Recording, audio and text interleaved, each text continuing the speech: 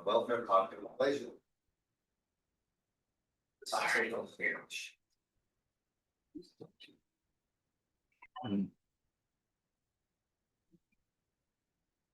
Thank you all for being here, and thank the organizers for including our paper in the program. This joint work with Hassan Afrouzi and Saroj Baturai, who are both here. And today I'll be talking about the welfare cost of inflation in production networks. Before I start, the usual disclaimers apply. And the starting point of this paper comes from the observation that US inflation seems to have stabilized at around 3%, which sits above the US inflation target of 2%. A natural question arises with that, which is how costly would it be if we let inflation to settle at around 2.5 or 3%? Through the lens of standard sticky price models, at moderate levels of inflation, the welfare costs are negligible and flat. However, the standard stick price model abstracts from input-output linkages, which can be an important source of amplification of costs, basically because distortions can be propagated through the production networks. In fact, Cristiano, 2015, showed that roundabout production can amplify the cost of inflation in time-dependent models. Motivated by this paper asks the following question: how do production networks affect the welfare cost of inflation in state-dependent pricing models? We break this question into two pieces. The first one is theoretical. What are the sources of welfare costs? And the second one is quantitative. How large are these welfare costs? To address those questions, we are going to build a production networks model with rich heterogeneity across sectors and state-dependent pricing. We are going to calibrate this model using US input-output tables and sectorial data on moments of price change distribution. Let me now give you a preview of the main findings. Theoretically, we are going to show that the welfare cost of inflation in our model is going to be driven by aggregate within sector misallocation, menu costs paid by firms to adjust prices, and across sector misallocation and labor stimulus. So we are going to start by showing results mainly for these two first channels, but we're going to have an extension where we add the third channel.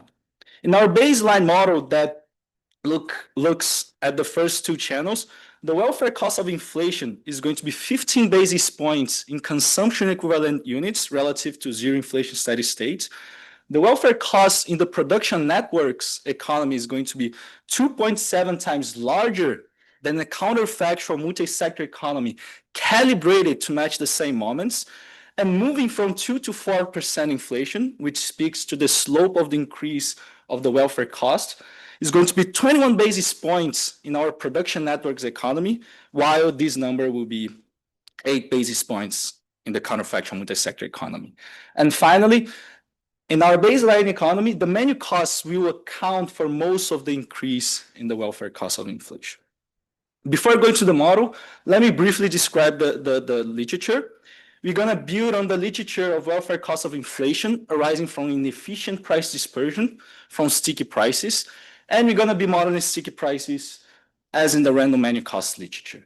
Then we're going to connect this literature to the literature that studies production networks models in state-dependent pricing. Now, let me go to the model. So this is going to be a continuous time model with n sectors. Each one of these sectors is going to have a measure one of monopolist competitive firms whose output is going to be used by the other sectors, by a sectoral final good producer whose output is going to be used both for consumption and as input by other sectors. And the objective of the model is going to study the steady state welfare comparative statics with respect to inflation. Let me now give you more details about the setup. On the demand side, there's going to be a representative household that will maximize lifetime utility using log utility of consumption, linear utility of labor, subject to a standard budget constraint. The aggregate consumption of this economy, the aggregate consumption is going to be a Colby-Douglas over the sectoral final goods, where the betas are going to be the consumption shares of each one of those goods. Monetary policy will target nominal GDP and will set it to grow at a rate pi. And the stationary equilibrium this pi will be the rate of inflation of the economy.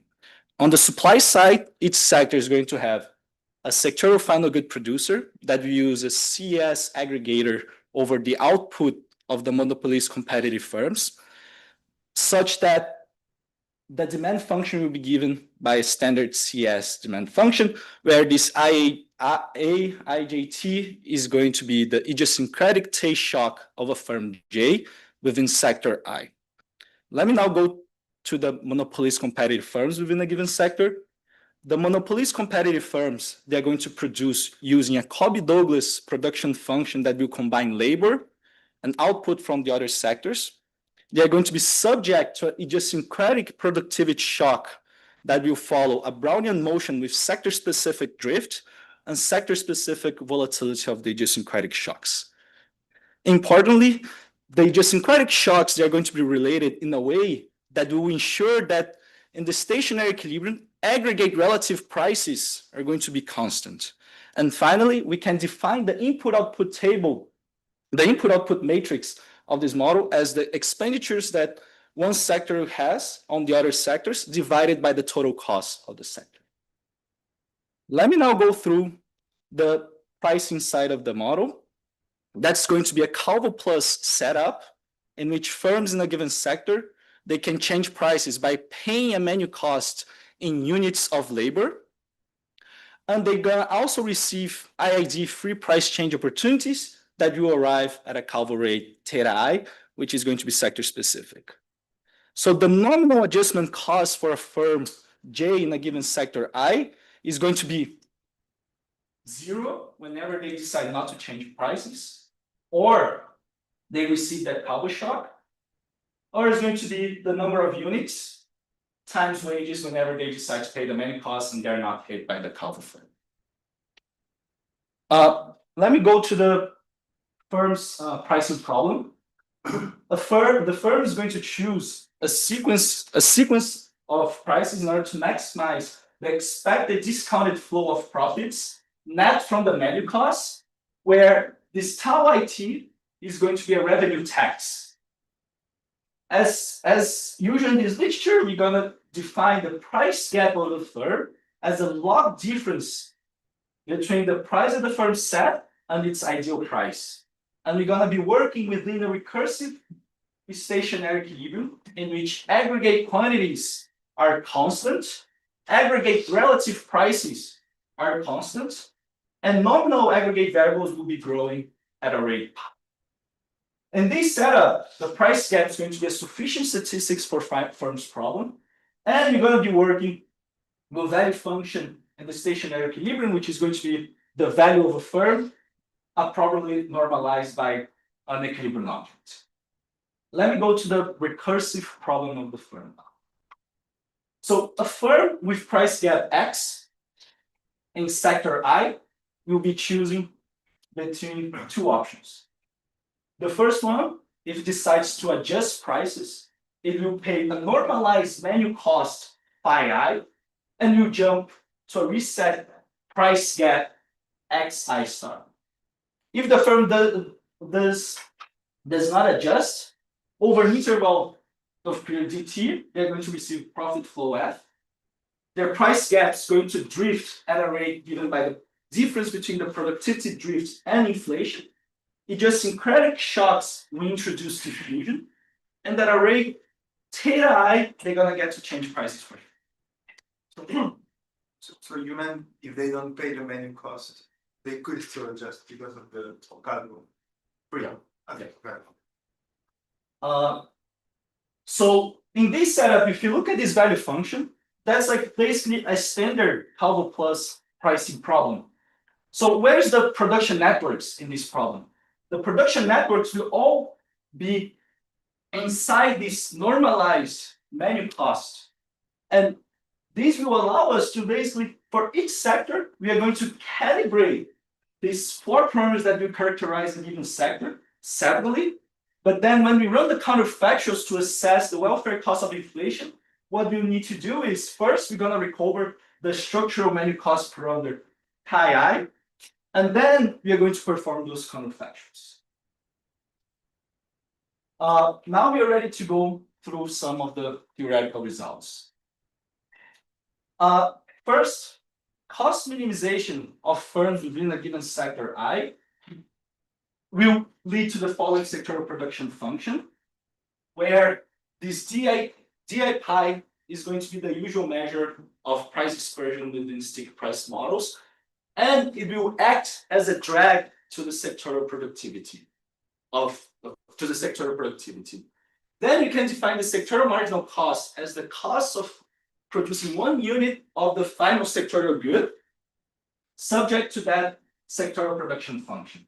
And then optimal pricing of firms in aggregation leads to the following sectoral markup, which is going to be given by the distortions coming from monopolist competition, fiscal policy given by the tax that the fiscal authority will set for different sectors and potential inflation rates, and a markup wedge that will depend on the stationary distribution of price gaps in sector I. So with that, let me now go through the sources of inefficiencies in this setup. We can first define the marginal product of labor as a marginal change in aggregate consumption as we change labor used in production. And the marginal rate of substitution in this economy will be, which is like aggregate productivity, and the marginal rate of substitution in this economy is going to be basically aggregate consumption. The ratio between the marginal rate of substitution and the marginal product of labor, which under efficient allocation is 1, now is going to be given by this term here. So what does inflation do? Inflation will distort sectoral markups, which will create a labor wedge that will affect equilibrium labor supply. And note that the production networks, they will be present through this lambda I, which is going to be the sales-based Domar rates, which is defined as a sectoral sales over nominal GDP. Also, inflation will affect aggregate productivity by distorting relative prices within sectors. As you can see, like there are going to be these sectoral dispersions, and across sectors that will be given by like kind of terms that will depend on sectoral markups. Okay, now we are ready to go through like kind of our calculation of welfare cost of inflation, and we are going to define the welfare cost of inflation. Yeah, that's a good question. So just to understand the mapping with the Calvo or Rothenberg model, you would also have that the aggregate production function is C is equal to L over some measure of price dispersion, which would show up as like negative productivity. Yes. Is there like an isomorphism with this, or except that here you get some amplifications through the network, or? Yeah, so basically kind of the aggregate productivity will kind of will be summarized by kind of the network structure and the distortions coming from. Is that the key thing, the P star, what we call a P star? P star is gonna be bigger in the network economy. Is that roughly the intuition? Piece. So, I'm sorry, yeah, usually when we teach our students, there's P star is the caliber of the store, and that reduces output for given inputs. And basically what networks are gonna do is magnify that effect, is that correct? So So you have more price dispersion than you will get without the network. right. So let me go But on. go ahead. The welfare cost of inflation will be measured in consumption equivalent units relative to a zero inflation steady state. And now we are ready to go to our main theoretical results. Pick up generic taxes. The welfare cost of inflation is going to be given by this expression. Let me walk you through the 3 terms that compose this welfare cost. The first one is the menu cost paid. So inflation will affect incentives for firms in different sectors to adjust prices as you change inflation, which is going to be captured by these terms, which is like the difference in the number of firms paying the menu costs in a given sector I when inflation is high, minus the number of firms that pay the menu cost in sector I when inflation is 0, times the units of labor that's the menu cost. Then we're gonna have this second term, which is the within sector price dispersion.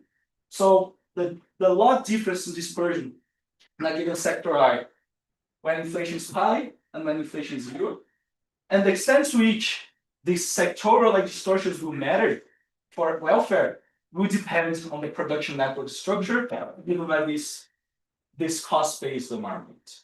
And finally, we're gonna have a third term that will capture both across sector price dispersion and labor stimulus. Okay, so in our baseline economy, we're gonna let fiscal policy to choose taxes so that sectoral markups are equal to 1 for every sector and across steady state inflation. When that happens, the ratio between the MRS and MPL is going to be equal to 1, and aggregate productivity is going to be basically the negative of like kind of this weighted sum of the log dispersions weighted by the normal weights. I don't know if that would speak to somehow your point. And then as a corollary, the third term basically vanishes. And you're going to have that the welfare is going to be given by the within sector price dispersion term and managed costs. Now we are ready to go through our calibration and our main quantitative results. But before that, let me motivate a bit like kind of the moments, some of the moments that we target. And specifically, I'm going to talk about the log dispersion, which is an important element for welfare cost of inflation. So log dispersion in our setup is going to depend generically on the stationary distribution of price gaps in the given sector. And price gaps are something that we cannot observe. So, but previous literature showed us that when the profit function is quadratic, and in the absence of drift, the log dispersion is going to depend on the variance of the distribution of price change and the kurtosis of the distribution of price change. So if we want to assess the welfare cost of inflation, we do need to target those moments. Now, let me go through the calibration. So they're going to be externally calibrated parameters. The most important ones is going to be the input-output matrix and the vector of consumption shares. We're gonna get those parameters from the US input-output tables at a 65 sector disaggregation. We're gonna calibrate our economy to a steady state inflation of 2% annual. And in our baseline results, fiscal policy will ensure that sectoral markups are equal to 1, and the elasticity of substitution across varieties within the sector is going to be equal to 4, which is the standard value in the literature. So later on, we are going to like kind of relax those assumptions and consider different calibrations for the taxes and the elasticity of substitution. And then you're going to have these internally calibrated parameters. So the normalized menu cost, the Calvo arrival rate for full price change opportunities, the standard deviation of firm level shock, and the sector-specific productivity drift. So how do we calibrate these internally calibrated parameters? First, we're going to use sectoral frequency of price adjustment from the literature, and we're going to have data on standard deviation, kurtosis, and fraction of positive price change by decile of frequency. And we are going to basically perform a linear interpolation based on frequency to impute sector-specific targets. Then, for each sector, we are going to choose these parameters to match frequency of price adjustment, the standard deviation of price change, kurtosis, and fraction of positive price change. So now, let me show you how the model fits with the data. So this figure shows on the y-axis the model moment, while the x-axis is the data moment. And from this figure, what I want to take from that is the model does a pretty good job in fitting all the data moments, except for a couple of sectors that have like very high kurtosis. Having calibrated the model, let me now go through the main results. So first, this figure shows the welfare cost of inflation in 3 economies. The production networks economy in blue, the multi-sector economy, the counterfactual multi-sector economy calibrated to the same moments in red, and the counterfactual one-sector economy calibrated to the median moments in orange. And what I want you to take from this figure is basically at 2%, the production networks economy does have some amplification relative to the multi-sector economy. And the slope, when you move from 2 to 4% inflation, the slope of the increase is steeper in the production networks relative to the multi-sector economy. So let me now give you some details of these numbers. This table shows how the welfare cost of inflation in the production networks and the multi-sector economy change with the level of inflation. So here we're going to focus first on the welfare cost when inflation is equal to 2. And the fourth column is basically the ratio between these numbers. In the multi-sector economy without any production networks, the welfare cost of inflation is going to be given by two terms. The first term is a weighted average of log dispersion difference, where the weights are going to be given by consumption shares. The second one is the difference in the number of firms paying the manual cost in the steady state with 2% inflation steady state and the 0% inflation steady state. And we see here that once we take both into account, the welfare cost is going to be 5.5 basis. What about in the production networks economy? In the production networks economy, there's going to be the amplification factor given by the sum of the Domar weights, which will capture basically how distortions are propagated through the production networks. And we are going to have the weighted average of log dispersion difference and log difference in the number of firms paying the manual cost. But here, the weights, they're not going to be consumption shares. The weights, they're going to be sectoral Domar weights divided by the sum of the Domar weights. So even though we do have the amplification, it does matter the correlation between Domar weights and change dispersion across sectors that can provide some additional amplification. As you can see here, this weighted average in the log difference dispersion in the production networks economy is bigger than in the multi-sector economy. Can I ask something? Sure. I didn't get the role of this labor stimulus part. This is very interesting. Oh, so the labor stimulus, for now, it's like we don't have the labor stimulus channel. That's going to be introduced in a couple of slides. Okay. But I'll go back.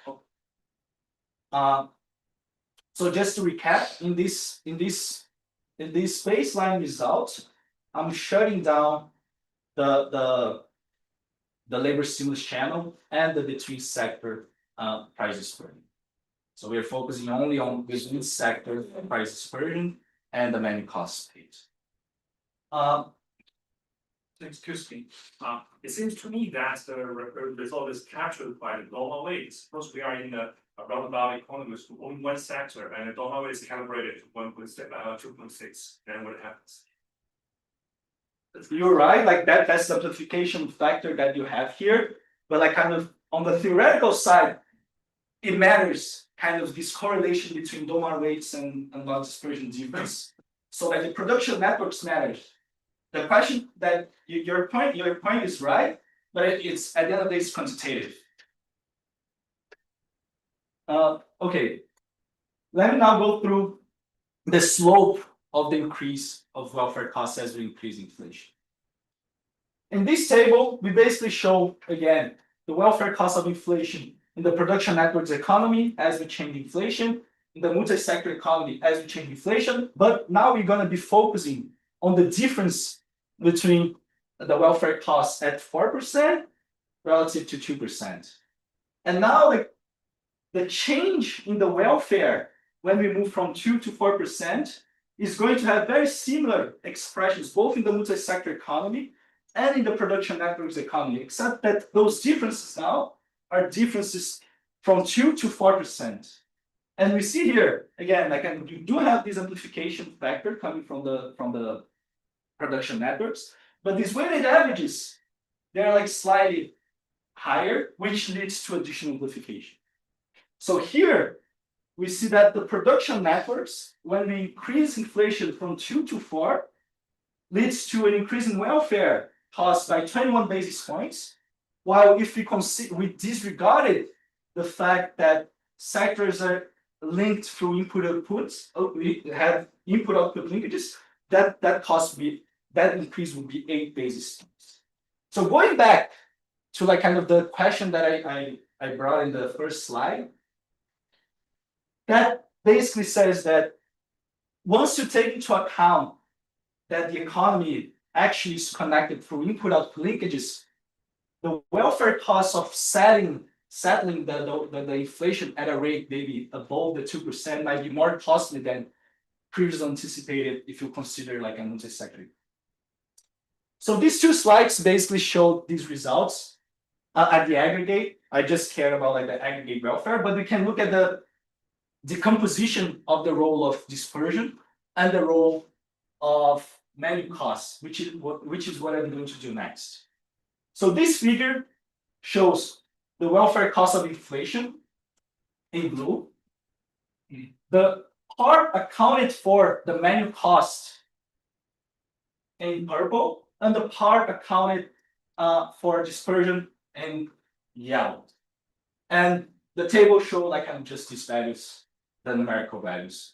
And from the figure, we can see here that the menu cost at 2% is going to account for most of the welfare costs. And as we increase from 2 to 4%, you can see from the table that the menu cost part will account for most of the increase of the welfare costs. So these last couple of slides, I basically showed the kind of the aggregate figures, both in terms of welfare and decomposition into dispersion and menu costs. But actually, we can see how dispersion and the fraction and the menu cost component looks like at the sectoral disaggregation, which is what I'm going to show now. So these tables basically shows moments of sectoral price change distribution across steady state inflation. So on the left table is log dispersion, and the right table is fractional non-food price changes. So what I want to highlight from these two tables is that we can fix any point of this, the sectoral distribution of the statistic of the moment. And as we increase inflation, we do see an increase both in dispersion and the fractional non-food price changes, which speak to the menu costs paid by firms. Okay, so let me recap. In the main results, we showed that production networks amplify the welfare cost of inflation relative to a multi-sector economy at 2%. The rate of increase of welfare costs is going to be steeper in the production networks economy relative to a multi-sector economy. The menu costs will account for a big part of the welfare costs at 2%, and as we increase inflation. But now we are going to like kind of relax a bit of the assumptions that we made on the baseline. So remember, in the baseline, we assume that fiscal policy ensures that sectoral markups are equal to 1 for every sector and across different levels of steady state inflation. We are going to now consider two different fiscal policies. The first one is going to ensure sectoral markups equal to 1 at 2% inflation and keep that tax fixed and change steady state inflation. And the other one is just, okay, like kind of let tax to be 0. And the second one, we assumed in our baseline economy that the elasticity of substitution across varieties within sectors is equal to 4 and complete exogenous just from the literature. We are going to now consider a case where we also calibrate the eta along with the other parameters, targeting skewness, and I'll go give you like a reason why a bit later. So let me go through the whole of fiscal policy first. So what if taxes, fiscal policy is going to be constant for each sector, and they're going to be constant at a value that will ensure that sectoral markups equal to only a 2% inflation. So while at 2% inflation, we are not going to have that labor stimulus between sector price dispersion. At other levels of inflation, you're gonna have these distortions being present. So from the figure, we do see amplification relative to multi-sector. The blue line still shows the total welfare cost in the production networks economy, the red line, the counterfactual multi-sector economy, and the orange line, the one-sector economy. At 2%, you still see that amplification. From 2 to 4, the slope is still steeper. But when you look at the table, the numbers, they're remarkably similar to what we had in the baseline. And the reason why that's happening is that the new terms that are being added, both like the equilibrium, the labor stimulus and the distortions from like sectoral misallocation, between sector misallocation, they're going to be very small when we do perform this fiscal policy. What might be more interesting is, what if taxes are equal to 0? So when taxes are equal to 0, in this figure we see the production networks economy and the red line, the multi-sector economy. We do see an amplification too that looks a bit smaller than what we had in our baseline. And the slope from 2 to 4, it does seem less steep, which is the case. But we still see a significant like amplification, 1.78 times, and the increase in the welfare is still relevant, it's trending at the 12 base point. What can be more interesting and be related to your point is like, okay, the welfare cost in this case is going to be smaller than the baseline, which was 15 base points of the baseline. So why that's happening? To give an idea for that, these two tables show the decomposition of welfare for different levels of inflation in our baseline economy, and a table showing that welfare decomposition in this distorted economy when taxes are equal to 0. So when taxes are equal to 0, we're going to have like the dispersion that is going to look remarkably similar. The manual cost is going to be much lower than in the baseline economy. And why that's happening? So when taxes are equal to 0, firms are inefficiently smaller than in the baseline economy. So given that we're calibrating the parameters to match the same set of moments, that will require that the manual cost in that distorted economy to be smaller. And then we're going to have that third channel, which is the labor stimulus. So now inflation will play the role of fiscal policy and will play a role in a way that will lower these welfare costs as you increase inflation. So taking both together, the reason why we ended up seeing a lower welfare cost relative to the baseline economy comes from basically these 2 points here. Okay, so the last set of slides were just speaking to the role of fiscal policy. Now let me go through the case where we relax the assumption that the elasticity of substitution is equal to 4. To do that, we are going to choose the elasticity along with the other parameters to match the same moments as before, but now we add skewness. And why that's happening? Remember, eta basically governs the symmetry of the profit function. So that will end up like speaking to the skewness of the distribution of price change. We look at this figure, the y-axis is the model moment, and the x-axis is the data moment. And we see that the fit is still good, even though maybe not as good as before. And the reason is like kind of to bring skewness closer to the data, we ended up like needing to accommodate both standard deviation and the fraction of positive price change. But now let me show you the main results for the results when we do that. And the figure we show the welfare cost of inflation in the production networks economy in blue and in the multi-sector economy in red. At 2%, we see the amplification, and we do see the steeper slope from 2 to 4. What is going to be interesting here, I think, is at 2%, the welfare cost is going to be substantially larger than our baseline economy. So at 2% production networks economy, this welfare cost will sit at around 73 basis points, while in the baseline, that number was around like 14 basis points. And the reason why that's happening is once we calibrate the eta to try to target the skewness, so these etas ended up being much higher than, on average, higher than the 4 that we had set exogenously, which will increase the welfare losses, both from dispersion and menu cost. So like what I think is going to be nice if you is going to be like once we look at the decomposition of the welfare, where the blue line is the part of like the total welfare, the yellow line is the part accounted by dispersion, and the purple line, the part accounted for menu cost, they flipped relative to the baseline. Now, dispersion is much more important in determining the welfare cost of inflation, while the menu cost is going to be less important. And I think that if you remember the expression, the approximation of the log dispersion when profit functions quadratic and in the absence of drift, that expression had also was proportional to the elasticity of substitution. So that amplifies that dispersion and the welfare.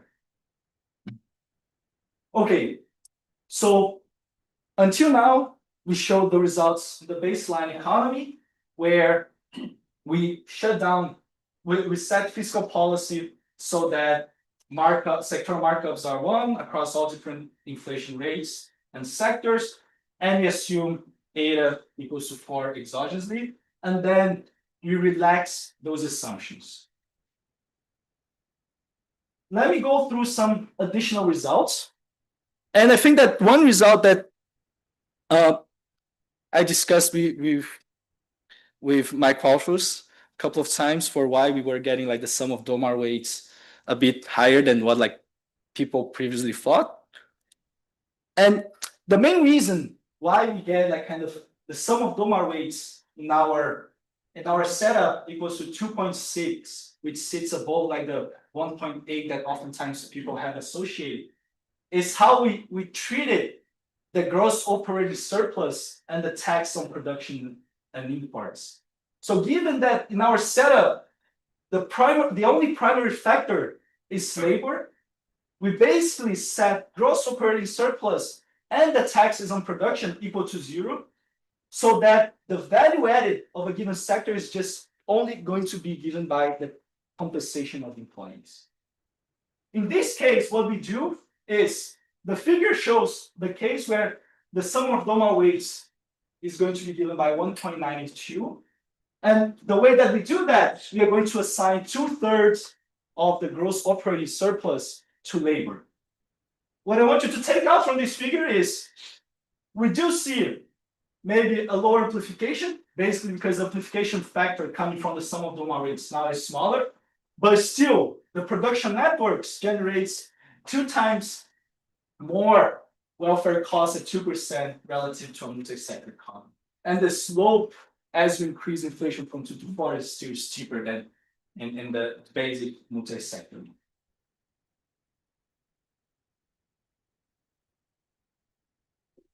So we can also look, for instance, at welfare cost of nominal rigidities. So in our baseline model, what we did was, let's compare to a 0 inflation steady state. But actually, even at 0 inflation steady state, there's going to be substantial welfare losses because we have like these idiosyncratic shocks that will affect welfare. When we do this comparison, our baseline result now is going to be given. The welfare cost is going to be given by the Domar weighted sum of log dispersion and the many costs paid when inflation is high. And what we can see here in this figure, which depicts the welfare costs of the production networks in blue, the welfare costs in the multi-sector economy in red, and in the one sector in orange, is that even at 0 inflation steady state, you do see like a pretty big welfare cost of inflation. And that's like basically due to the nominal rigidities that you have. You mean at 0 cost of inflation, if you're looking only at 0 inflation? So in this case, I'm comparing the welfare cost is like relative to a efficient steady state. So in the efficient steady state, you're not going to have any menu cost, and So no distortions from monopolist competition. Right. So like kind of here, you're gonna have like kind of menu cost and Calvo pricing sequence. So how much time do I have? You have, 5.5 minutes. May I ask you a question about assumption that you're making, which I believe you're very relaxed. I don't see it on this list. I think is important. Can you go back to one of the early slides when you introduced the shocks? Sure.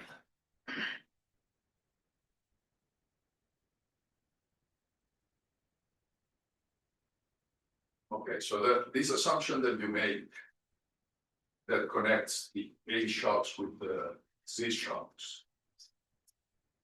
And the way you introduced it is sounded like it's a convenient assumption because it preserves stationarity of relative prices in the steady state or something like that. But I don't think it's enough for that it should. Because of course you may want to interpret it literally, in which case nothing against it. But otherwise, if you think about it, suppose that there's a positive productivity shock, idiosyncratic shock. The social planner would want to increase the production that put under consumption. But if the price remains unchanged, okay, then the demand will not increase in production. But in your case, at the same time that this productivity shock happens, there is a preference shock that may increase the demand for them.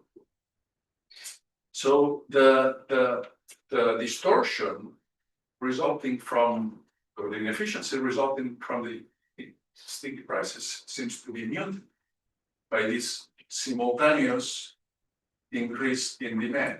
So is that something we should be concerned about? Of course, you may want to defend that the assumption, literally, in which case it's nothing to the grounds that these productivity shocks are associated with changes in quality or something. But otherwise, if it's just a convenient assumption, I think it's not enough. Yes, I agree that's not enough, especially because we are like generating exactly kind of a negative correlation between the two, which might not hold true in data. And the assumptions are kind of a more like kind of modeling device.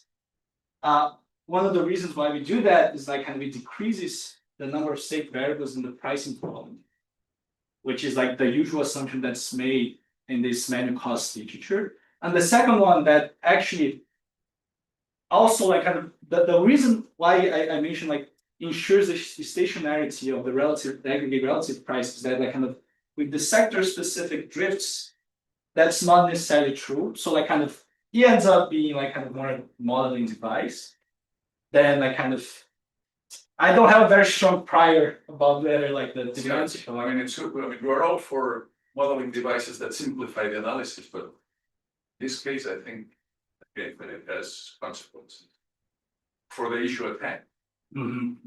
No, yeah. Thank you for the point. I mean, we'll discuss with colleagues later, like how we can relax this assumption. But yeah, the point is well taken. It's a small point, but why would you assume that's monetary policy? Does it matter? No, I think like so basically kind of this is like kind of the usual kind of policy that like people do in terms of like an analysis of the welfare. They should. No, I mean, that's just not monetary policy. So this is a money growth rule. Yes. Right. Right. Yeah, so the idea is that you have some money in the utility function and money like expenditures growth. with No, I money. understand how that happens, but mechanically, and I understand why Lucas Colasol did it. But to me, it doesn't, I mean, I don't know, I mean, maybe it doesn't matter, that's okay, but. The new assumption is the stationarity of the equilibrium that we're looking at, because we do a steady state comparison. All nominal objects are growing at the same rate, so any monetary policy that lends stationary equilibrium get to that. But of course, we're doing transition dynamics. I mean, that raises another question, and I know we're running out of time, so why don't you finish it, but I'll walk in. So let me conclude here.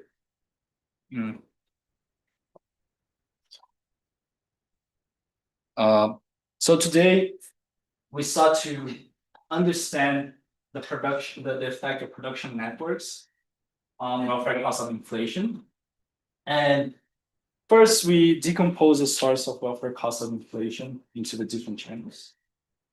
And then we showed quantitatively, once we calibrate to the US input output tables, that the welfare cost of inflation on a baseline economy in the production networks economy is going to be 2.7 times larger than a counterfactual multi-sector. And then moving from 2 to 4%, that cost will increase more in the production networks than in the multi-sector. So that's what I had. So I think we have a minute, so. No, we don't, okay. Excellent.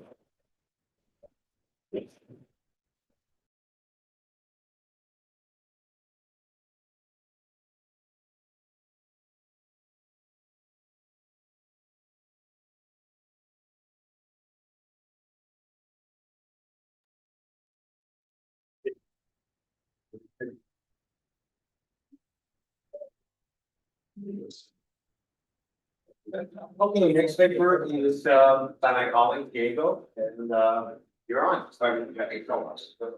Fantastic. First of all, thanks so much, Marty, Larry, for including us in the program. Super excited to be here today to present this new work on the macroeconomic effects of stimulus checks. This is joined with Joao Guerrero, Joe Hazel, and Ed, so they're all here. And Ed is a fantastic PhD student at the LSE, so keep an eye on him.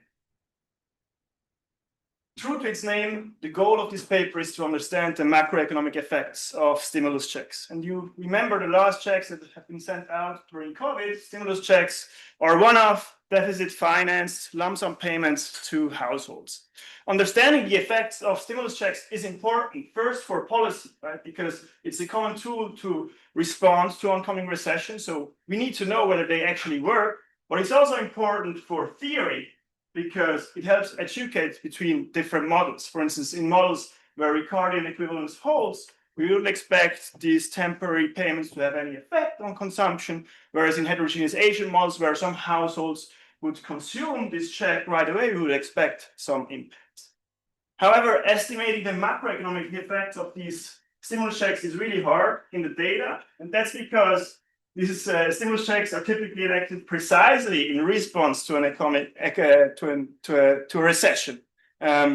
It's much easier to identify the effects at the micro level, and there is a super influential literature that has been very creative in finding different institutional settings where you can do this. For instance, using tax rebates, using lottery payments, or payments from the Alaskan Permanent Fund, just to name a few. But importantly, these estimates are inherently micro-estimates, so they're partial equilibrium effects. They don't include the effects that operate through general equilibrium effects via prices or aggregate income. Right? So this is the classic missing intercept problem.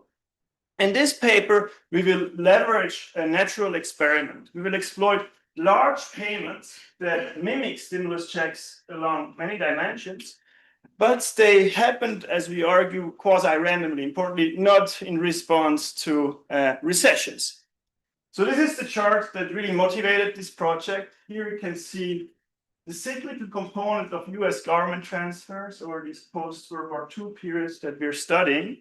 And as the red vertical lines, I indicated the stimulus checks that were paid out over the last three recessions, the dot-com bubble, the global financial crisis, and the COVID. And what really struck us when looking at this is that there are many big spikes that sort of look similar to what happened around the stimulus checks episode. So then we basically went to the books and wanted to understand, okay, what is driving these spikes? And it turns out that most of them were driven by payments to US veterans, as well as some temporary social security payments.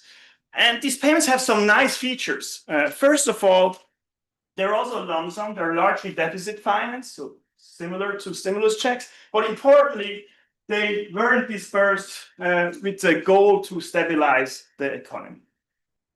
So we will leverage this quasi-experimental variation, so this variation around these one-off lump sum payments to veterans and social security to estimate the dynamic causal effects of these transfer payments.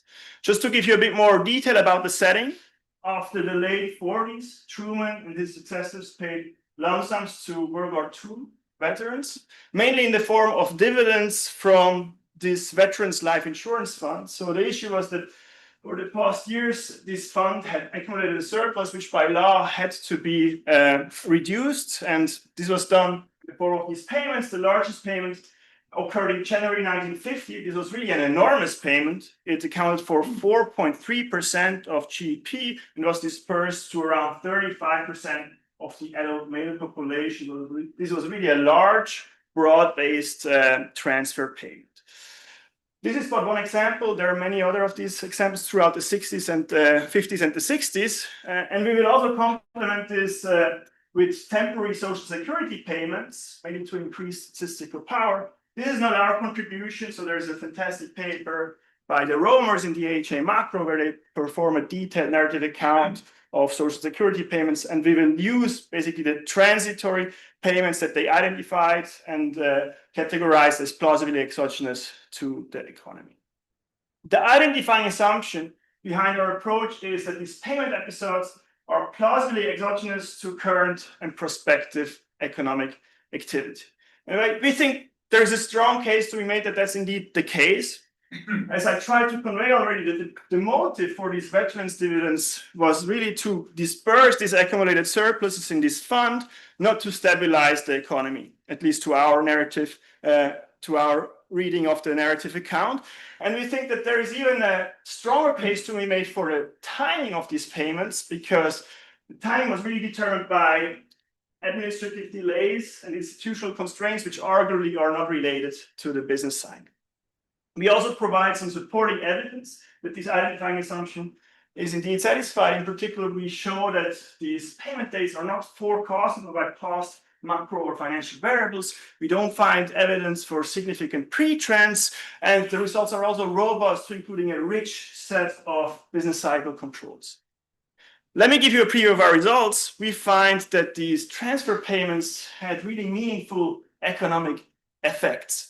A transfer shock leads to an increase in transfer of around 15% on impact. This is highly statistically significant, but the increase turns out to be very temporary. So after about 3 months, basically the response is back to normal.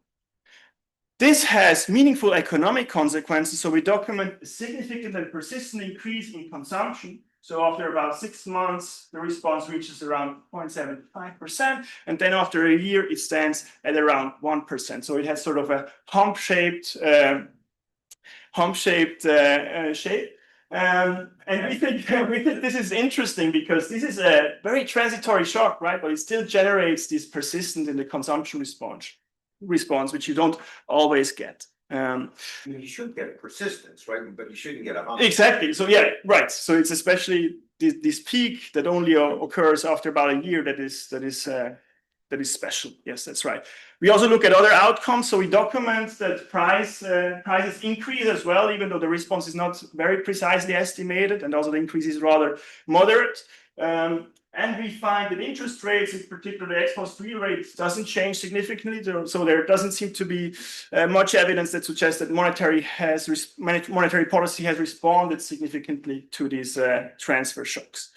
We can summarize this empirical evidence through a so-called transfer multiplier for consumption. And when we do this, basically we find that the multiplier reaches 1 after about 6 months and exceeds 2 after 12 months. So these are really large multipliers, much larger than, for instance, what Valerie finds for government spending shocks.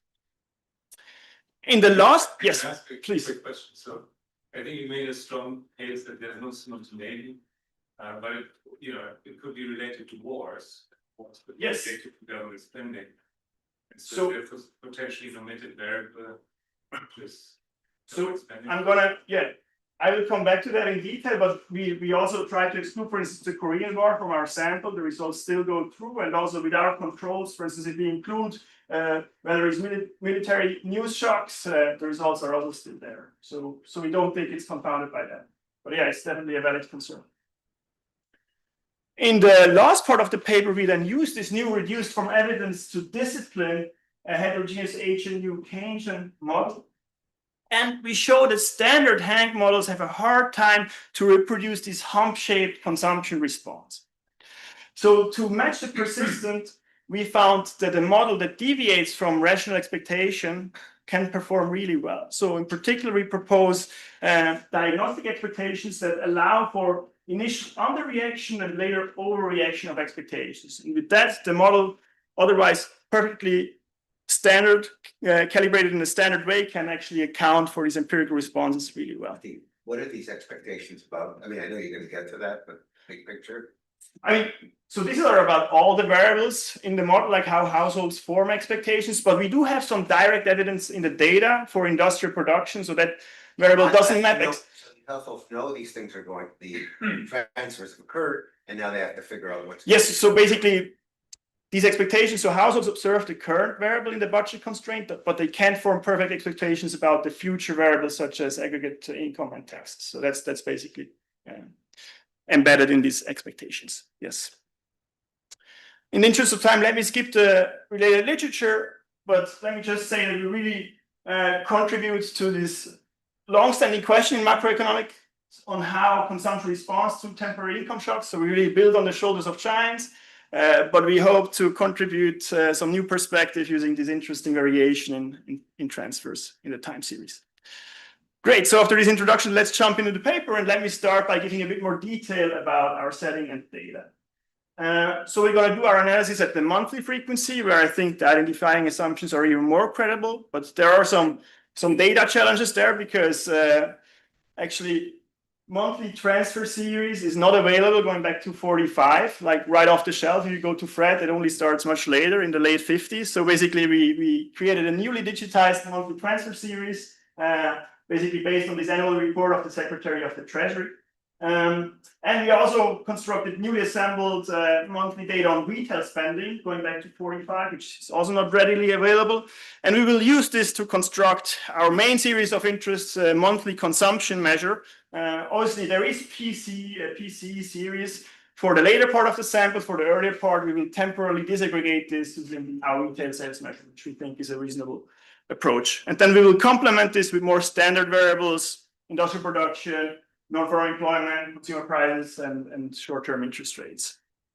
Great, so let me give you a bit more detail about our institutional setting, so these post-war veterans payments. So how did this come to be? And the main reason goes back to World War I, where basically private insurers refused to offer life insurance to military service members. And then the government stepped in and created basically this national service life insurance, which turned out to be super popular. So basically all World War II service members bought into this insurance. And it worked in the following way. So the premium were invested in redeemable US government bonds. And basically, when they had to pay out the insurance, they would redeem these bonds, and these had to be financed by the Treasury issuing new debt. So this is basically a deficit finance transaction. It's also interesting that you may ask, does this still matter after the war? So actually, most of these veterans kept the life insurance, and they were allowed to do so after the war. So that's why this was still relevant also later on. And in fact, also during the Korean War, there were like similar payments out of this life insurance fund. Okay, then what happened? So by 1949, it turned out that the fund accumulated a lot and became too large. This was mainly because the initial mortality calculations were too pessimistic, and also the returns were pretty good. And the legislation underlying this insurance required the excess to be paid out. I mean, there are two ways to confront this. They could have either reduced the premium or paid out the excess, and they decided to do the former. And the first payment occurred in January 1950. And again, this was really a massive payment. So 4.3% of quarterly GDP, 35% of adult males. In 2025 dollars, it would be a payment of around $2,500. So this is really substantial. There were more of these dividends throughout the 50s and 60s.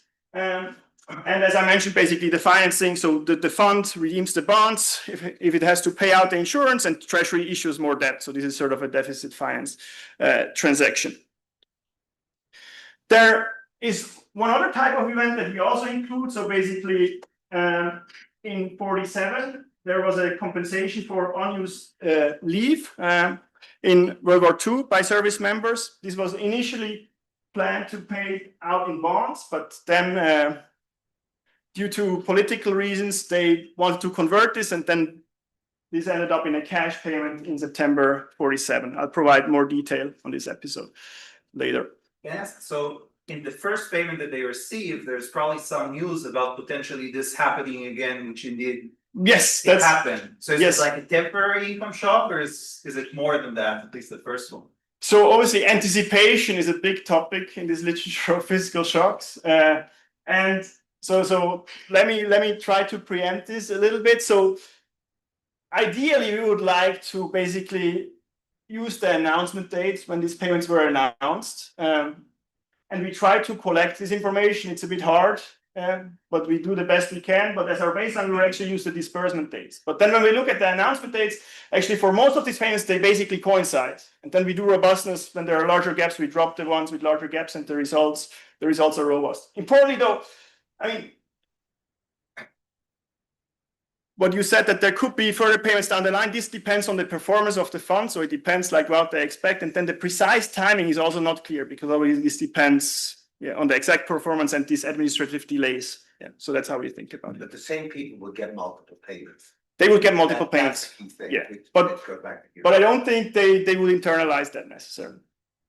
And if at all, I think that would attenuate our empirical responses if that were the case. But I don't think there is strong evidence that happened. There are two things there. Right? One is before the first payment is made, you may anticipate that's going to attenuate, but you may also anticipate future payments, which is going to amplify, not attenuate. Right. Okay, well, it depends how.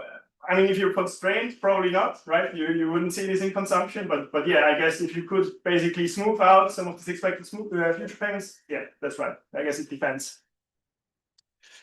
Excellent. They'll make it harder to get a hump shape. Yes, yeah, you're right. Yeah, so the hump shape, I think, yeah. It depends, I guess, on when you think those next payments Right, are yeah, gonna arrive, right? Okay. So basically, then we ask which of these payments are plausibly exogenous. So we do a narrative approach. So we scrutinize archival documents from the Veterans Administration, congressional record, presidential speeches, and press account. And as I mentioned, basically, the main motivation was really to reduce this accumulated surplus, and the timing was shaped by admin delays and institutional constraints. Let me just maybe mention one example. So this is basically about the 50s dividends. So again, this was to reduce the surplus, and about the timing, President Truman said the following: so this dividend cannot be paid, however, until the financial liabilities of the fund and its legal status are determined. The Veterans Administration is gradually catching up on the processing of the basic insurance records, because this took quite some time to basically process and figure out basically what the payment should be. This is the example about the Armed Force Leave Fund that I mentioned. So it's interesting. So after the Second World War, officers, they were basically paid out their unpaid leave in cash, but other service members were not. They were basically given these bonds, which they couldn't redeem immediately. They had to wait 5 years. And this was perceived to be really unfair. So there was political pressure for them to also be able to convert them to cash. And eventually this passed. So basically this is really due to this political pressure, also not related to the business cycle. So we also think this is exogenous. Sometimes there are also endogenous instances. For instance, in the 60s, some of these dividends out of the funds were speeded up. So for instance, Kennedy, in this instance of April 61, basically, if you look at the narrative account, mentioned specifically that they wanted to speed this up in order to assist the economy. So this is an example of a clearly endogenous payment, which we would exclude from our analysis. So I hope I could convince you that this veterans payment, they provide really interesting variation to study this question. They're large, but they're only relatively few. I mean, we identified overall 10 plausibly exogenous payments. So what we're going to do to increase statistical power is to use additional shocks from these temporary social security payments. And again, this is not our contribution here. We build on Romer and Romer in their HA macro paper, who basically did this narrative account already. So we will basically use the payments that they identified as temporary and plausibly exogenous, and we will complement their analysis with 2 more payments that occurred in the more recent period. So in total, we then have 14 additional social security shocks, so 24 shocks in total. Importantly, though, these social security shocks, as you can see here, many of them were rather small. So that also maybe explains why if you look at the Romer and Romer paper, they mainly find meaningful effects for permanent social security payments, even though I think identification is a bit more challenging. For the transitory payments, actually, the results are not very conclusive. So that's where basically these veteran payments really help to improve statistical precision and be able to draw a sharper inference. One might expect social security payments to have somewhat different effects because they're going to such a different population, the veterans. Yes. Obviously. They're male, they're younger than social security recipients. I agree. So that's an excellent point. So we also basically, I mean, in the baseline we pool these, but we also try not to have if we just use one or the other, or we have an approach where we don't strictly pool them, but use them as two separate IVs, so allowing them to sort of differ in terms of size, and the results turned out to be pretty consistent if you do that. When you pull these things, are you weighting them by size? This was initially Yes. the Valerie raised, especially with these social security payments, if that's how you're boosting up the significance. Can I come back to this in 2 slides? So I will talk about this in detail. Yeah. So this is just to visualize basically the payments that we're leveraging in our framework. But before we basically look systematically at the effects, leveraging all this variation around these payments as a warm-up, let's do a simple case study around this basically most influential observation in January 1950, again, the largest payment in our sample. So basically we look at the window around this payment, which again, for January 1950, so 6 months before, 6 months after. And you can see that basically January 1950, there is a large rise in transfers, which however turns out to be temporary. And at the same time, if you look at retail consumption, there's a clear break there, right? So after the payment, retail consumption starts to increase significantly. Now you may argue, okay, this is just eyeballing. Like, how does this compare to? Yes, Valerie. Is this so joking here? In your narrative, you said that was a mild recession, but it turns out there's a major confounder. In 1948, inflation was running 10% year over year. Federal Reserve was not allowed to raise interest rates because the Treasury had them under their thumb because of the big debt. So the Federal Reserve convinced Congress to reimpose Regulation W. Regulation W first came up in 1941, World War II. It was a way to constrain consumer credit. So what it did was it dramatically increased the amount of down payment you needed and reduced the number of months over which you could have the loan. They imposed it September 1948. The economy peaked in 1948, November 1948. They finally lifted it in June 1949. Meanwhile, the unemployment rate went up to 8% by October 1949. And then finally, we got out of the recession.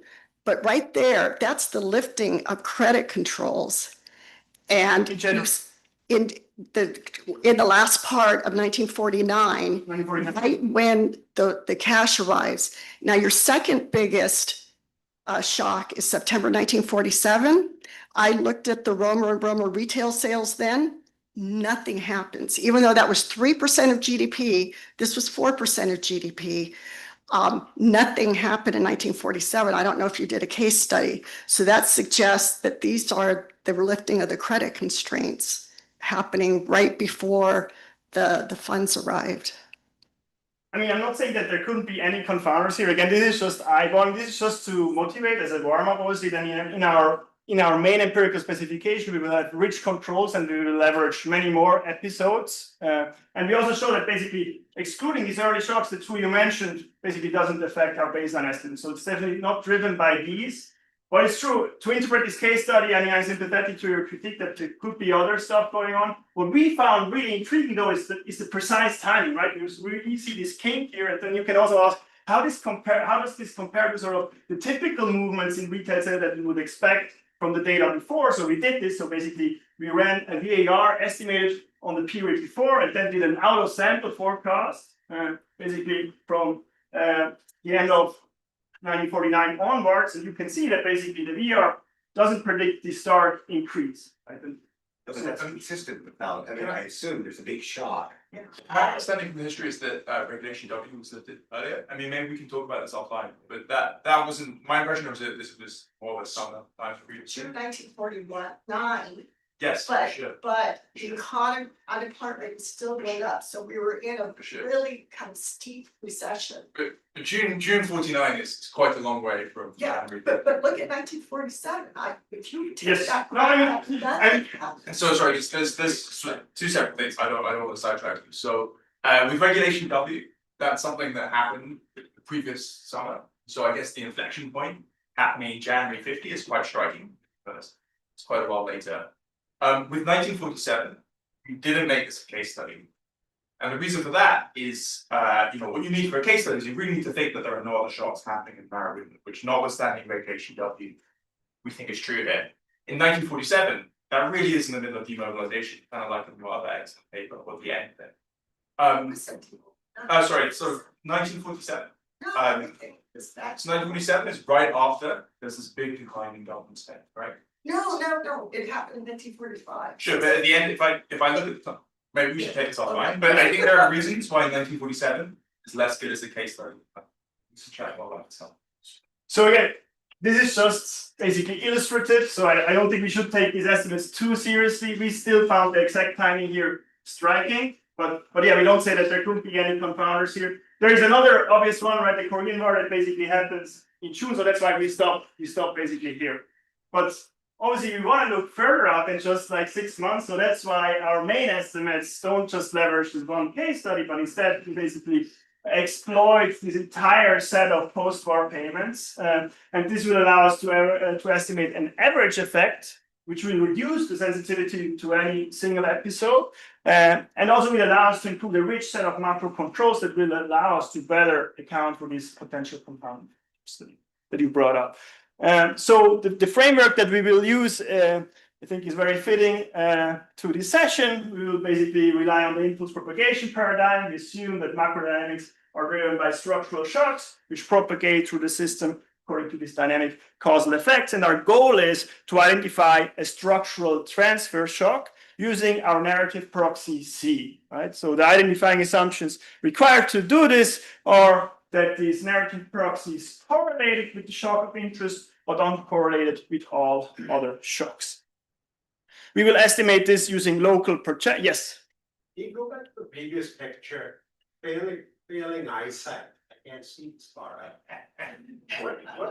What is this here? Sorry.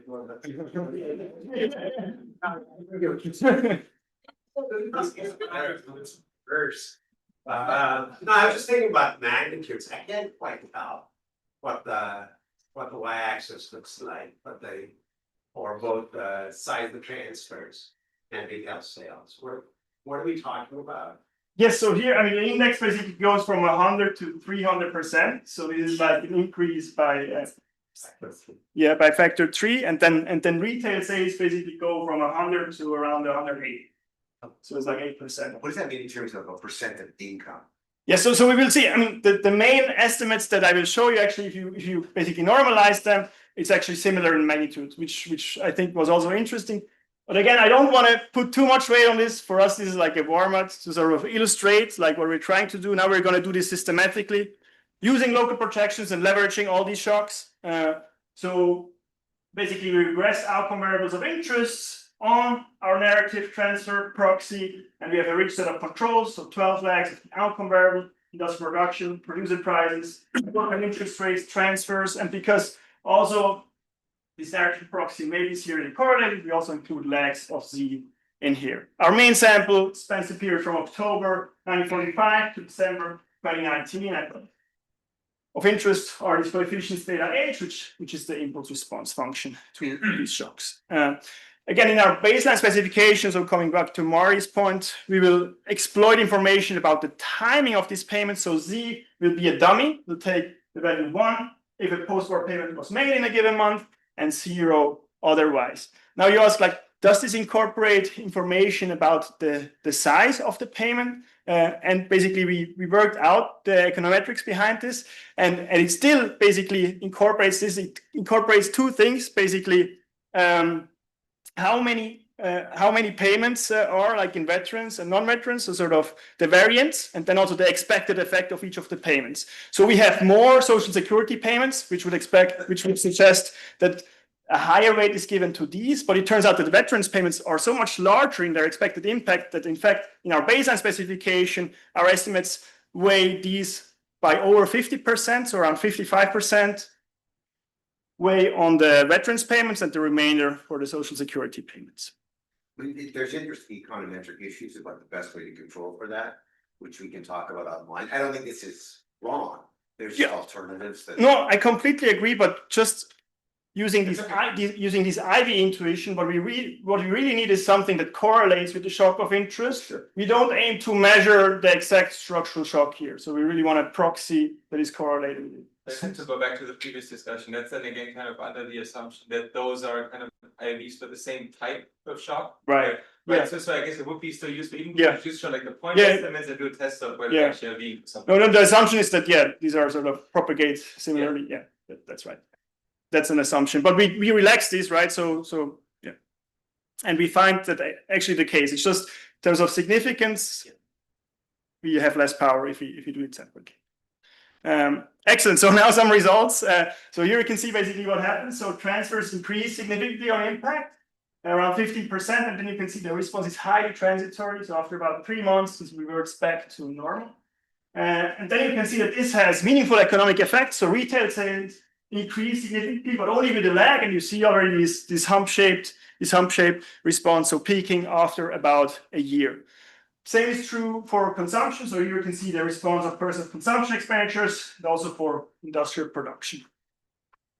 And in terms of size, so Jari asked about magnitude. So again, this is like a shock that increases transfers by 15% on impact, and the peak response of consumption is slightly more than 1%. So these are pretty sizable, but that's what we find. Turning to other outcomes, so here you can see the response of the consumer price index. So I think the sign is as we would expect, but it's not very precisely estimated. And turning to interest rates, we can see that basically both nominal and ex post real rates don't really respond significantly to these shocks. So this suggests that there is no systematic monetary policy reaction to these transfer shocks. So let me illustrate the role of including basically these additional payments for our social security recipients. So here basically you can see what we would get just using the Romer shocks, right? And you can see point estimates are broadly comparable, but the response is mostly insignificant over the entire horizon. And then you can really see if we add in our veteran shocks, we find, I mean, with the colors it's maybe a bit hard to read, but you see it's mostly significant for most of the horizons. And this is at the 95% level. So let me emphasize this. So this is if you This is real. if you plot this with 90% bands, this would look even more striking. But we are conservative here, so it's 95% bands. The other thing is that we illustrate here on the right side, this narrative approach is really crucial, right? So if we really push this and were to look at basically what happens to consumption after these stimulus check dates, you can see that basically after the stimulus check dates, consumption basically collapses, right? This is very different from what we find for our veteran and social security dates, where you observe this positive response in consumption. Let me briefly talk about some robustness, just to follow up on the discussion that we had earlier. So here you can see basically we assess the robustness to the inclusion of different shocks. So for instance, we show excluding these large early shocks like 47, 49, 50, 51, it leaves the responses mostly unchanged at short horizons, and if at all, we find somewhat bigger effects at long horizons. We also try to exclude payments. Some of them occurred around recession. So if we exclude this, we also find comparable effects, which we found reassuring. And on the right-hand side, you can see the stability across different sample periods. So here you can see, as I mentioned, if we start in 55, so after basically this period after World War II, we still find pretty comparable effects, and the results are also robust along many different samples. So we do. How much data is there on this in terms of who got paid when? Can you, for example, find out in what states people were paid more on certain dates than others, and make use of that? I mean, there is some excellent paper that leverage the regional variation. So Hausmann has a paper on one specific episode. We also try to do that. So in a panel local projection, and we find that basically it's as you would expect. So states where you have basically a higher exposure to these payments, we find a bigger response of consumption. But that's actually better, right? Because things like Regulation Q, Korean War, whatnot. Yes. So I mean, I think it is corroborating. But obviously this estimates on a relative effect. The beauty of the time series is that we don't have the missing intercept. So here we really estimate the aggregate effect. But yeah, we think it's reassuring that also when looking at the regional variation, we find effects that are at least consistent in terms of sign. Do you guys look at anything about labor input, time allocated to market, stuff like that? Not yet. So what is your particular concern? Not concerned. I was brought up to think that leisure was a normal good and, you know, it's like consumption. And I was just curious what happened to time allocation. Time allocation. We looked at employment. Producing a lot. Interest. So maybe they're allocating more time to market. Oh. What I was brought up on was just wrong. We would have to see what. Yes. We would have to see what data there is. I mean, we looked at some labor market outcomes like employment and unemployment, but yeah, we should look more into that. Thanks.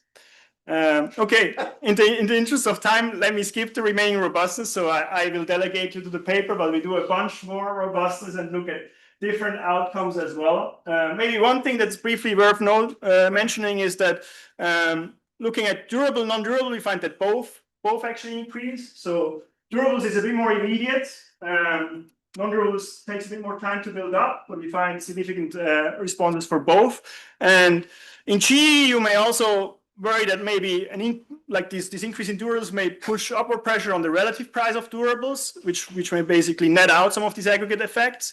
But for us, we don't find a significant response for the relative price of durables. So this is based on the PPI. It's not significant, and if at all, it tends to fall over the first year. So yeah, that's what we find conditional on our shocks. Great. So let me move on. So this is basically the empirics. Now we can summarize this using a multiplier. So yes. Especially kind of related to ours. So have you done any sort of state dependence? Because I mean, this is looking like you're having to have these shocks during a period where there's a lot of excess capacity. So you're saying low inflation, high real facts, but I mean, so I'm wondering if there's state dependence going on here. I think that would be super interesting to explore in the next paper. The issue there is that we have 24 shocks, so if you split them, you lose a lot of power. One thing that we did is we tried to split into larger and smaller payments, and there is some suggestive evidence. I mean, for larger payments, the effects are somewhat smaller, what you would expect, I guess. But again, we lack the power to really draw a sharp inference on these comparisons. But I agree, it would be nice to look at other nonlinearities. Good. So we summarize these empirical responses in terms of transfer multiplier. Now, one way to do this is basically to use the responses I showed you in the elasticity space, and then use basically the steady state ratio of transfers over consumption. But that's highly sensitive, as Valerie shows in our previous work, to the sample period. So we don't do that. We estimate these multipliers directly using basically these cumulative changes in consumption on the cumulative changes in transfer instrumented by our shocks. And this is what comes out. So you can see that on impact, it's not really statistically significant, but then after 6 months, it's significant at the 90% level, and the estimated multiplier is around 1, and then it grows further and reaches a value higher than 2 after a year. Yes, please. But this is the case. In your case study, you didn't have the Korean War in there, because for the first figure of my keynote that I've given several times in the news is showing how as soon as the North Korea invaded South Korea in 1950, everybody ran out and bought durable goods because they knew war was coming and just lived to World War II. And on mine, I show how durable goods jumped 24%. 24, okay, for this episode. From the second quarter to the third quarter. And so that could be affecting some of that, that's of that influential observation of yours, is Yes. that stuff happening after 6 months? But then it goes down after that because the government puts. That's a legitimate concern, and we were also worried about that. So that's why we did a leave on out exercise. So this basically re-estimates this leaving out each of the episodes one at a time. And you can see that, okay, for some, maybe they're a bit lower, but still they're well within our confidence bands. So this we found really reassuring. Yes, Gideon. Can you extend beyond 12 months? I guess here you don't really see a hump. Yes. So the issue is because the shock is so transitory, the instrument gets really weak at longer horizon. So basically this, like after 12 months, basically the bands explode. This is cumulative, right? It's cumulative. So you don't get the hump in the cumulative. No, but still, I mean, even for the cumulative, right? Because the shock is so transitory, it will explain less and less the further out you go, right? It's different for the government spending shock, which also has a hump shape, so therefore if you go, so that's the issue. Yeah. But obviously, that's why we have a model. So we could use the model to extrapolate further. So in the last 5 minutes, let me talk briefly about the model. So it's a standard Hank model, so you should be all familiar with it. There are 3 new features. So households, there are 2 types. So there are veterans and non-veterans. Veterans pay premium to an insurance funds, which invests in special issue treasuries and pays out dividends. Here we really try to set this up in the same way as it occurred in practice. And then importantly, we deviate from rational expectations. So we allow for imperfect expectations of aggregate variables, which are this combination of noisy information and diagnostic expectations. And again, as I hinted at, what's really crucial here is that we can allow for this initial underreaction, later overreaction, as we will see. First result based on this framework is that actually veteran payments in the model have the same macro effect as targeted stimulus checks. And the intuition here comes from the consolidated government budget constraints. So if you consolidate over this insurance fund and the government basically, you can reproduce these veterans payments basically as a stimulus check targeted to the same group. And then you can show that under some assumptions, so basically if the IMPCs are the same, these 2 things are basically isomorphic in the model. Good. And then the key question that we want to answer through the lens of the model is, can a standard calibration of the model match our empirical impulse response functions? So what we will do is we calibrate the model carefully to match key moments from the survey of consumer finances. And basically we also have this information on veterans NPCs. And then we will allow the model to pick parameters of imperfect expectations to best match the IRF of consumption. So it's an impulse response matching procedure. Given the IRF of transfers. And basically, we do this under different variants of the model. Again, the expectations are sufficiently general that they nest different cases, right? They nest full information rational expectations, they nest noisy information only, and they nest full information diagnostic expectations. And here you can see basically, if we try to match these responses using basically a model with full information rational expectations or also underreaction only, we are not really able to match this hump shape in consumption. We can match sort of the impact response, but then basically the response doesn't have a hump shape, it's front loaded. Key reason here is that in these models, the dynamics really rely on these IMPCs, and we know that these IMPCs also have this shape. So there is nothing that can sort of generate this hump shape if you have this highly transitory shock, right? It's different if you also had a hump shaped shock.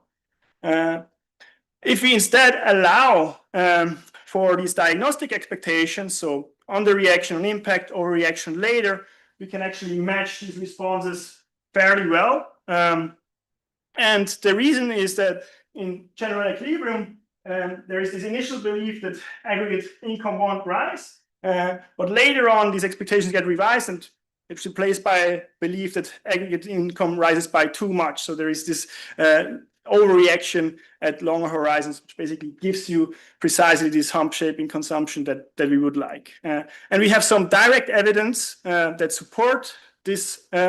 So obviously this is from the Livingston surveys for industrial production, so it doesn't map 1-to-1 to a model variable, but in the model basically the shape is similar for like all aggregate variables. And It's also not that precisely estimated, but you can see, so this is basically based on the expectations data, so it doesn't really move much on impact, but then basically overshoots the realized response. And this is basically the model implied response, so at least qualitatively, it's very similar. Diego, this is really cool. Does this solve the Straub map humps and bumps problem? You just put these expectations in their model to get the humps and bumps. Yes, we will get them as well. Yeah, so that's an important point. That seems, because that's very natural. Okay. Excellent. Yes, and that's basically all I had to say. Well, let me conclude. So in this paper, we provide this new narrative series of transfer shocks based on these veterans and social security payments. I hope I could convince you that this is like meaningful variation to estimate these effects. We find that temporary response of transfers leads to large real effects on the economy. So we find that consumption rises substantially. It's also visible in other activity variables with a multiplier of 1 after 6 months, exceeding 2 after a year. Not that much in terms of price level response, and the monetary policy response also more or less constant. Then in a hand model, we showed that standard models can't reproduce this, but with this form of imperfect expectations, we actually are able to match these empirical responses very well. And I mean, this obviously sparks a lot of research going forwards, because obviously then the question is, okay, how should we think about policy if we have a model that basically matches this new evidence on transfer shocks? Thank you very much.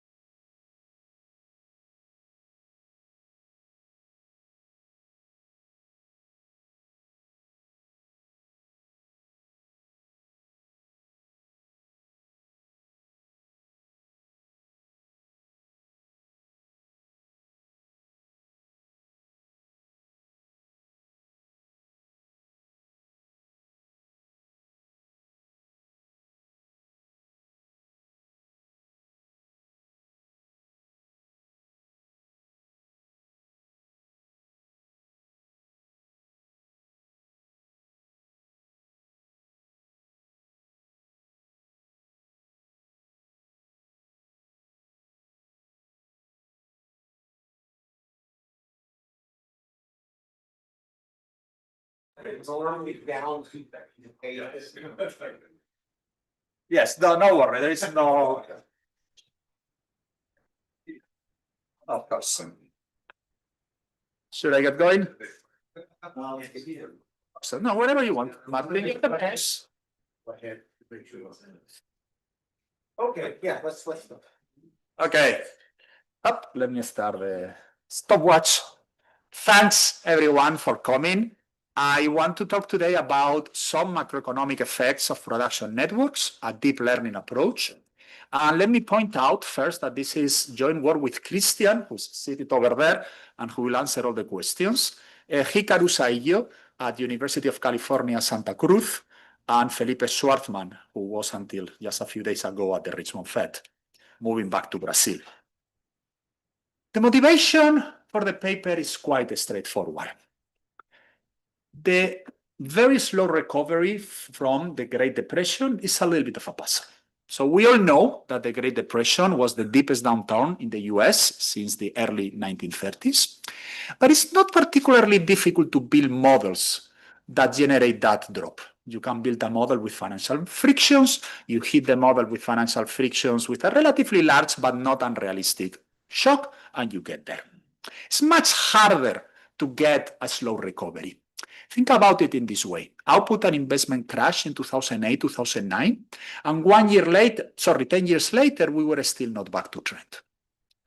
And this goes against the textbook logic of the neoclassical growth model, because capital and investment had been low, the marginal productivity was high, so you should have invested a lot.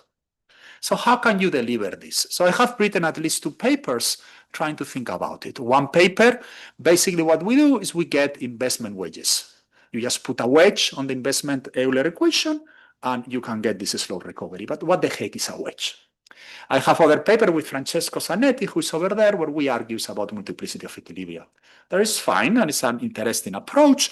But today I'm going to try to tell you that maybe something slightly different going on as well, which is the presence of global nonlinearities in production and investment networks. So over here, 2 words are important, global, and that they are nonlinearities. And the key thing is that we have not noticed this because the standard methods that people use to solve for models with production and investment networks nearly always use some form of linearization. And linearization kills the nonlinearity, which is absolutely essential over here.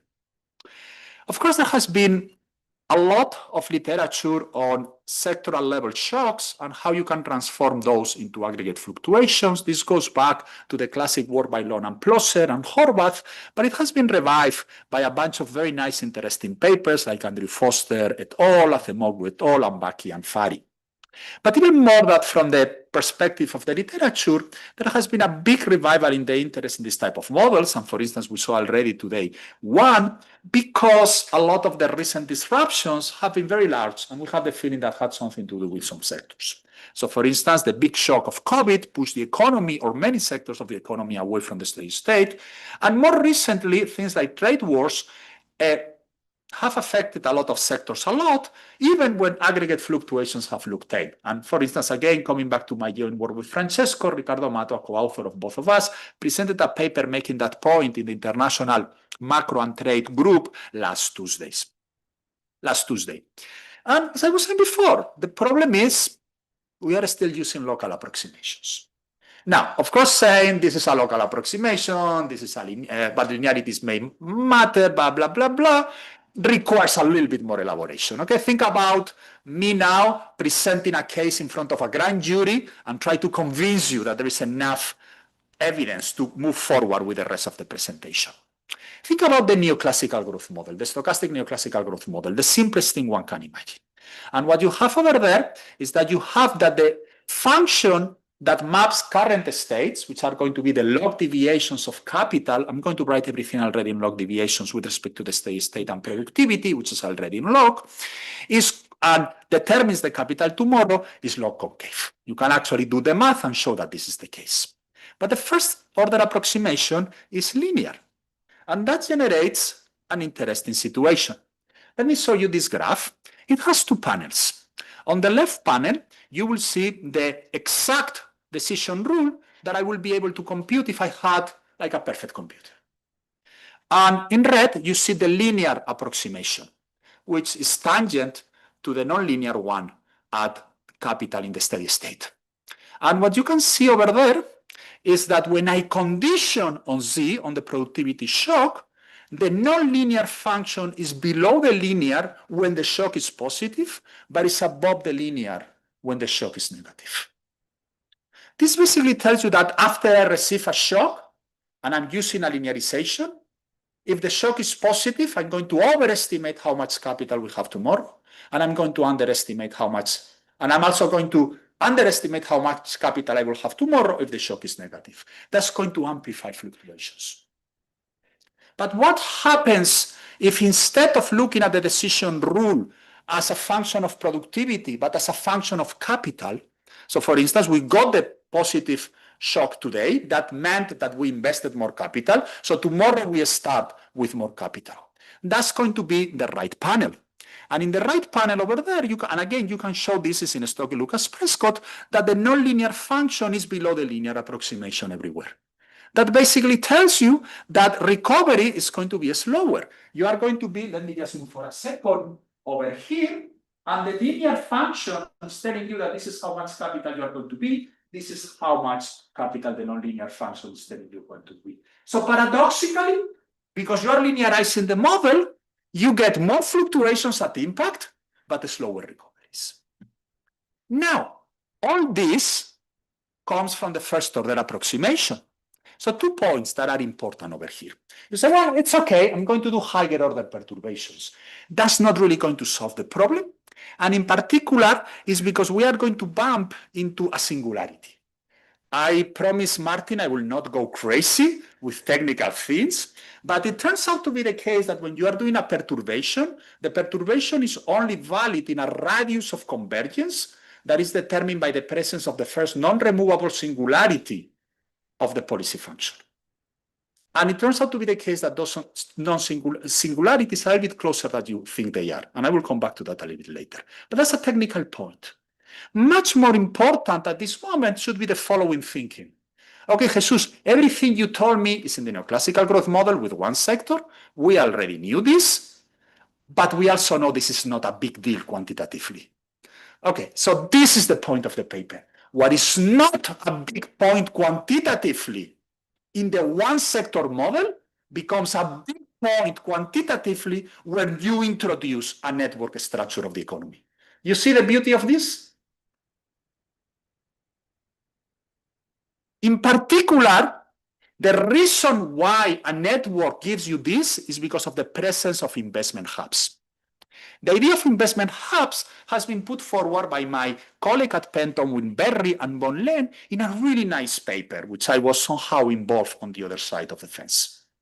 And what they argue over there is that there are few sectors, construction, machinery, motor vehicle, that produce most of the economy's investment goods. If you put on top of them professional and technical services, this accounts for nearly 70% of the investment. So imagine that Martin and I want to open our own new car company and we are going to produce our own EVs. What are we going to need? We are going to need construction, we are going to need machinery, and we are going to need lawyers. Everything else is pretty much not that important. Well, the problem is that when you have these investment hubs and there is a very, very large shock, the nonlinear resource constraint on these investment hubs is going to become binding. It's going to be a bottleneck. There is going to be only so many machineries around, and they are going to face very steep marginal productivity, even if we put workers, we put more workers if we put more intermediate inputs. And that's why you get this big amplification, is the presence of an investment hub. But now the next question that you should be asking is, okay, how can you actually do this? Because what you really have over here as a block road, and nothing that I have really told you was not in some sense already understood for a long time, is the course of divisionality. These models are usually calibrated to the input-output tables that have 37 sectors in the US economy. Just in the very simple neoclassical growth model, multi-sector neoclassical growth model, you have productivity and capital in each sector that will give you 74 state variables. So what I'm asking you is to solve globally, non-linearly, a model with 74 state variables. Good luck trying to do that with Chebyshev polynomials. Good luck even if you are trying to use aggressive sparse grids. And then is where we are going to do the fun part of the paper. We are going to propose a scalable deep learning framework that solves this type of high dimensional network economies.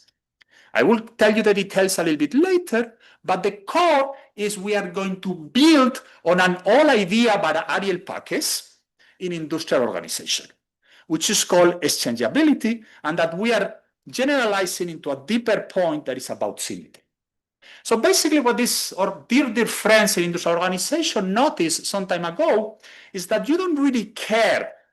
Imagine that we have a Markov perfect equilibrium model of industry dynamics. It doesn't really matter that the company that has high productivity is called Toyota and that the firm that has low productivity is called Honda. You care about one competitor having high productivity and one competitor having low productivity. And that basically tells you that you can rearrange the states of your competitors and you will still get the same Markov perfect equilibrium. Thanks to that idea of symmetry, I'm going to present a theorem about how we can approximate this type of models with a gigantic simplification. Now, in principle, I could always do the big machinery of a gigantic deep neural network, but this deep neural network is going to be designed in a very smart way. And that means we are going to be able to do this with a very high degree of accuracy. And I'm going to be able to benchmark our solution against a first order and a third order perturbation, and I will try to convince you that we do a much better job in terms of accuracy. And when you do that, you get exactly the results I was telling you. The global nonlinearities matter a lot. We get simultaneously that ordinary fluctuations become smaller, but that you have a very, very low recovery from a large shock. And we can replicate the recovery of the US economy from the 2007-2008. And it's also going to reshuffle the sectoral origins of fluctuations. Instead of being a lot depending on construction, machinery, and motor vehicles, we are going to find that professional and technical services are much more of a bottleneck. And we are going to be able to show that the perturbation failures come from the singularities in the capital Euler equation that I was mentioning before. And probably I will not have time to get over here, that we are going to have a network statistic that predicts when the perturbation doesn't work perfectly. Before I get into the core of the model, one point. We are going to do everything with Cobb-Douglas technology and log preferences. Now, you may tell me that you don't believe in Cobb-Douglas production functions. That's fine. You may tell me that you don't believe in log. That's fine. But that's not what I'm trying to do today. What I'm trying to tell you is really the global linearity, even in the most standard first day of the semester at Minnesota class, that you get these results. This is not about me loading a crazy utility function or loading a policy of production function on the hope that you will not notice and get the large nonlinearity. Okay, this was a large introduction, but let me get into the core of what I want to tell you. We are going to have a stand-in household, and this household is the most boring household you can imagine. It's going to maximize the expected discounted utility from consumption and from labor supply. For consumption, we are just going to have constant relative risk aversion. In practice, we will have log in the calibration. And then in terms of labor supply, we are going to just sum the labor in all sectors of the economy. So the standing household doesn't care if it's working on the construction sector or it's working on the vehicle sector. It just puts all the hours together, and there is no type of aggregator doing any work from us. So you can move people around without any problem. The consumption, the aggregate consumption, is just a Cobb-Douglas aggregator from the consumption of all the different sectors, and that basically gives you constant returns to scale over here. And since we have a common labor market, labor earns a single real wage W. In terms of the production function, this is where the network structure of production comes. What we have is in sector I, and I'm going to refer from now on either to sector or to the representative firm within the sector, is the same. At time t, the output produced by that sector is going to depend on a sectoral TFP shock, ZIT, that is going to follow a standard autoregressive process. It's going to depend on how much capital we have installed in that sector. It's going to depend on how many workers, on how many hours work in that sector. And then you will see the last term, this MIGT is the intermediate good J from sector J used in sector I and time T to produce the good. Okay, so I'm producing a car, but I still need a legal service to write down the sale contract. And we are going to assume constant returns to scale, so everything sums to 1. And if you take the coefficients A, I, J, those put all them together, give you the input-output matrix A. So that's the way in which you want to think about input-output. Very good. Then we are going to have a law of motion for capital, where the capital in sector I is equal to the capital in the sector yesterday minus a depreciation. The depreciation is going to be sector specific to match the data, and then an investment good. And that investment is in itself produced by combining sectoral goods with this aggregator, and again, subject to constant returns to scale. And that gives you an investment network B. So you are going to have the production network A and the investment network B, which, by the way, I'm sorry to tell you, are different than the deep neural networks that we are going to use to solve the model. So a lot of networks over here, they mean slightly different things. And then you have a resource constraint that says that what we produce is equal to what we consume, what we use as intermediate output, and what we use as investment goods. That's it, the model, 2 slides, nothing more. It cannot be any simpler than this. Now, I'm going to tell you about the price of capital because this will be useful later on. And, just solve the minimization problem of producing capital as cheaply, new investment goods as possible, as cheaply as possible. You get this expression over here. And what you are going to get is that the optimal capital choice is equal to the price today, equal to the discounted expectation of the manual product you get from the extra investment, the resale value given the price tomorrow, this is the depreciation you cannot sell, and then I'm using as the valuation the price in kernel economy given in by the ratio of manual utilities by the standing household. Okay, so how are we going to solve this model? Again, remember 37 sectors, so this is going to be large. Each sector has 2 state variables, capital and productivity. And as I was saying before, the firm needs to know all the state vectors of all the sectors in the economy because those determine the prices that I just showed you over here. And because they determine the prices, that determines where you put yourself in the Euler equation. And basically what you're having over there is a course of dimensionality that comes because you need to keep track of all the pairwise interactions. And as you have more and more sectors, those pairwise interactions explode. We need a way to do this such that we can scale well with N and yet respect the general equilibrium constraints. Now, assume just for this slide and the next one, only 2 slides, okay, that all sectors are symmetric. That means that how much capital I use from Chari's output is the same amount that capital uses for me. The coefficient, not the amount. In equilibrium, you can do whatever you want, but the coefficients are the same. As I was saying before, when I introduced the idea of exchangeability, what matters is the distribution of other sector states, not their labels. Because everyone is symmetric, I don't care that Chari has high productivity and Martin has low productivity, or the other way around. The equilibrium, from my perspective, when I'm making choices, is absolutely the same. And remember, given symmetry. This is known as permutation invariance.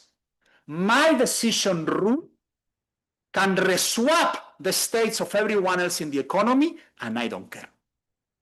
Well, once you notice that you have permutation invariance, you will discover a beautiful paper by Sahir et al. That develops a mathematical tool called deep set theory, which is about the representation of functions. They can be policy functions, they can be, a function about how much it's going to rain in New Hampshire tomorrow, that are permutable invariant. And in particular, you can show that for every permutation invariant function f, you can write it as follows. And this is a beautiful expression. Your function, for instance, how much you want to invest your own states and the aggregate states, is going to be a function rho of your own states, and then everyone else's states multiplied by this function f and take it. And you can show that in many contexts, this approximation is actually exact, and that in other contexts, there is a very, very tight bound about how far away you are from the exact representation. And at this moment, Krusell-Smith should be ringing in your head, because this is Krusell-Smith. Krusell-Smith, I'm deciding how much capital to invest tomorrow. It depends on my own capital, my own level of productivity, and the mean of capital of everyone else in the economy. Here, instead of the mean, I'm just taking a general function. So I can generalize what Krusell and Smith do. And also Krusell and Smith do it at the limit, while over here we do it with n. But this is just Krusell-Smith through the back door. And I have a paper with Magvikahu where we actually do all the math. I'm not going to do it over here to show you that this is true. So that means, yes. Sometimes, I'm thinking Sure. of Krusell-Smith-like procedures. They tend to fail when lots of agents or people or firms are at or near corners. Is that going to be an issue for you, or is the Cobb-Douglas and law going to help you on that? No, it's the fee that is going to. This is more about the other paper, the 2021 paper. What we show over there, and we have models, as you say, where we put agents at the corner, is the fee. The fee, instead of being a mean, is going to give me all the flexibility that I need. Okay? So you need to wait some. Exactly. And then you are going to say, but how do you find the fee? This very next slide. Okay, so when you look at this permutation invariant representation, what you realize is that you're going to have a structure and architecture that is very popular, for instance, in a lot of large language models and related models these days in artificial intelligence. You are going to have something called an encoder. The encoder takes the states and finds an efficient representation of those states. And then you pull them. So instead, as you were saying, instead of finding the mean, it's a funny mean. It's a mean with encoder. And that takes care of all nonlinearities, restrictions, boundary constraints, people being behavioral and running in the street screaming to the sky. And then you have a decoder that puts individual and the latent variable vector together. And the good thing about this is that because we have thought about the structure of the neural network, instead of doing brute force, I just throw everything to the computer, this is going to be extremely efficient. And I'm going to be able to get good representation as n. At this very moment, you are asking, okay, but you just promised me that this works when all sectors are symmetric. What happens when sectors are not symmetric? When factor shares differ and where the position in the input-output is different? Well, we are going to use a trick that many people have used already in similar context. I'm going to augment the state variable with pseudo-states, which are constant over time. And which are those pseudo-states? All the coefficients that you need to know where you are in the input-output structure of production and investment. And that's not a problem because I have already designed a well-thought of architecture that can scale very well. So I can perfectly do this with whatever number of state variables I have. So what I'm going to do is I'm going to augment the state variable with all these sector parameters and their position in the network. Don't worry about the details. In the 90 minutes presentation, I could go over there. I have something that is symmetric, conditional on your pseudo states, and I can apply my representation theorem in terms of an encoder and a decoder. And the very good thing is that you can take this to the computer and run it. In particular, what you do is the following. You don't take any stand on what the encoder and the decoder are, or the feature extractor from the network. You specify flexible networks that will pick up whatever shape you need. And what you do is you say, okay, I'm going to approximate consumption, investment, and value functions in this model. And once I have those, I can find all the other endogenous variables of the model using the equilibrium conditions, just by doing paper and pencil. Jesus? Yes. Are the few functions specific for each variables and Yes. So this is, think about this function as mapping into 3. It's not Rn into R1, it's into R3. Okay? Like for each one of them? Yes. Yes, exactly. But more than think about solving as one, as different ones, think about solving a gigantic one with a lot of outputs, which each row of the output is what you need for each sector. Okay? And what you are going to do in particular is the following. You are going to define a loss function. In the loss function, what you are going to say is, I'm going to sum the value equation errors, so it's the Bellman errors between the left-hand side and the right-hand side, the resource constraint, the Euler errors, and something else that we call reward, which basically enforces that value maximization is actually done properly. And then, let me skip that because this is algebra, you just take it to the computer. Again, I will love to have a little bit more time to tell you how you do this and how you implement this in practice, but the intuition is very simple. You give me the model. I solve it with a first order approximation. I put it in Dyna, in 0.01 second, I have a first order approximation. I use that first order approximation to generate, let's say, 10,000 observations from the model. And I use those 10,000 observations as the initial training sample from my encoder and decoder. I have now an encoder and a decoder. I generate another 10,000 simulations. And I keep doing that until convergence. Now, it requires a little bit of time, around 3,000 of these iterations, but that's just something that the computer does on its own. You don't need to worry about it. You don't need to be on top of it. How long does that take? Christian, how long it takes? I mean, it depends crucially on if you put it on a cluster or not, because a lot of this is parallelizable. But even on a laptop, this runs quickly. This doesn't take a day. It's like maybe an hour or so. Yeah, 60 minutes. Yeah. And we are not aggressive. We are not trying to do like super duper Julia. No, this is like regular Python for babies. Okay. Just a very quick Sure. question. So for this, it needs to be the case that my action doesn't depend on the other's actions, right? Okay. So two ways. That the answer to that has two parts. Part number one. What we are assuming is that here there is no strategic interaction. So yes, in that sense, what we are doing assumes that I take Martin's states as given. Nothing in our 2021 paper depends on the absence of strategic interactions.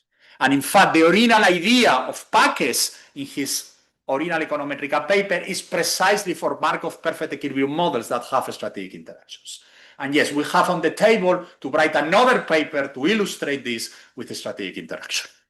Not quite there. Unfortunately, I have way more ideas that time. Those Fs as being best response. Yeah. You'll always interpret those Fs as being best. Exactly. And you can, the F will be the best response.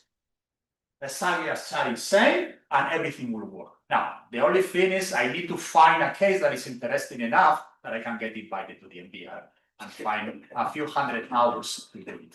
But yes, mathematically, it's straightforward. Okay. Well, let me show you some quantitative results because I have probably already bored you way too much with deep learning. We are going to calibrate the model to the US economy. We do annual frequency, but nothing really depends on that. We could do quarterly. 37 sectors. really standard parameter value. So log utility, indivisible labor, Hansen 1985. And to make this as comparable as possible with von Loen and Wimberry, we take their networks, we take their preference and factor shares, we take their depreciation shares, and we take their shares. Okay, so please address all complaints about the calibration to them and not to us. This is to show you how the training works. You start training the network. Of course, at the beginning, the approximation is not very good, but then it improves. And by the time you are doing 3,000, you are pretty much done in training, and this works really nicely. Now, let me try to convince you that we are doing a much better job in terms of accuracy. So you have over there different statistics like the mean absolute error and the mean square error of the deep learning solution against the first order solution and the third order solution. And here the errors are in terms of equilibrium errors, things like the Euler equation error. And what you can see very clearly is something that is already well known. The first order approximations do not do a terrible job with the Euler equation, but they do terrible jobs with resource constraints. Yes. And if you have ever done a linearization yourself, back even in the late 1980s, this is something we already knew. You find the first order approximation to the Euler equation, but you are not respecting the resource constraint. And in fact, the reason you are investing a lot, remember this very graph? The reason you are investing so much is because you are not imposing the resource constraint of the economy. Now, in cases for the neoclassical growth model, the fact that you are using more than what really exists out there, like most politicians, is so small that it doesn't matter. But for this model with a network, that excess matters. And in fact, when you go to higher order, which is the initial temptation of a lot of people, if first order doesn't work, you keep trying again and again. And go to third order, what you have is that your resource constraint errors become infinity because you are just using a lot of stuff that doesn't exist in the economy. Okay? Yes. I guess the volatility of the shocks here would matter for how yes. bad the first order is doing. I was wondering whether there's a way to look sort of closer to the steady state, call it, between the two methods and away from the. No, I know. We can do that, but remember, we are taking the TFP calibration from them, from Wimberry and von Loen. This is not the 2007 shocks. This is a very boring AR1 with a standard, the 007 calibration of Prescott. Okay, so these are not crazy shocks. This is with the most boring Minnesota technological shocks you can imagine, you get a very bad approximation. In order for the higher order perturbation side, where you need a singularity, Mm-hmm. you don't see where the singularity. I'm going to come back to that. It's at the end. It's in the Euler equation error. Anyway, by the way, you want to be careful because the singularity may be in the complex plane, which is really a pain. Yes, no, I will get to that. Okay, so what I'm going to do now is I'm going to compute ergodic distributions. So the idea is now I have the first order solution, I have the third order solution, and I have the deep learning solution, and I generate a lot of simulations.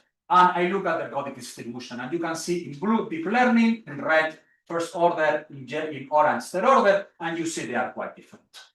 For instance, on consumption. It's not a big surprise because the third order guys are doing like Congress. They are spending a lot of money they don't have. Doesn't exist in the economy. In the deep learning, we are enforcing that you can only spend what really exists in the economy. So you consume less, you invest less. Labor, you can get people to work as much as you can, as I do for Christian, but that ends up being that you have less capital and lower output. And that means that if I start the economy exactly at the same point, so I pick the economy and I say, starting on this point, apply recursively the deep neural network policy function or the linearized function or the third order approximation, and I run this for 100 periods, after a while, we have very, very different behavior. Okay. So why does this work? Sorry, why does this matter? A bunch of ideas. First of all, because it really changes, for instance, the elasticity of aggregate investment to sectoral TFP shocks. Again, same color convention as before. Professional and technical services become much more important. Vehicles become way less important. So these are beautiful differences. The way we think about fluctuations is different. And now, let's imagine you are saying, well, why in the world these deep neural networks work for anything? Imagine that Martin is the new governor of the Central Bank of Canada. And he's looking at the data, and he's trying to make a decision on the interest rate. And he's using Wimberry-Monlen, and he's seen this big response in vehicles, he's going to misread it.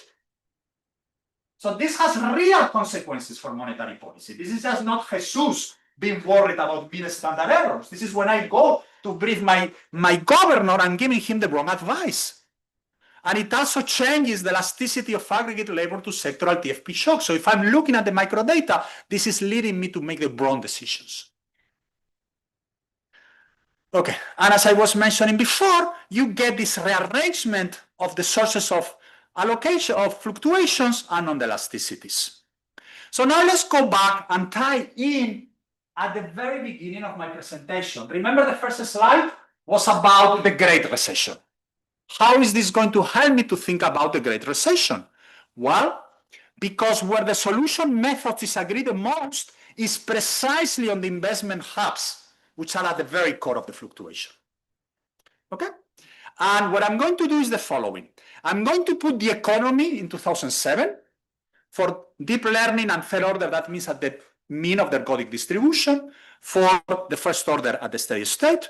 And I'm going to feed in the estimated TFP residuals, the sectoral TFP residuals of Monlen and Wimberry. And I'm just going to look at what happens. And to make this a little bit easier to read, I'm going to trend the data. Okay, so let's focus on output. This is the data, again, the trended. And this is what the first order think it happens. Extremely fast recovery. You are coming back to trend. This is what the deep neural network says it happens. So these global nonlinearities drastically change how you think the economy is going to recover from the Great Recession. The same I could make it, for instance, with respect to investment, and in particular in investment, you see that the investment hubs, the bottlenecks and the investment hubs is what is driving it. While over here, there is no bottleneck, but there is no even resource constraint. So they are investing like crazy. We need more cars. There they are. We can produce as many cars as we want. Down the production function. What do you mean by bottlenecks? I didn't see any corners there about that. Every. Okay, so what literally happens is that when you do a first order perturbation and you compute everything, you don't get on the left-hand side the same that on the right-hand side because you are solving the linearization.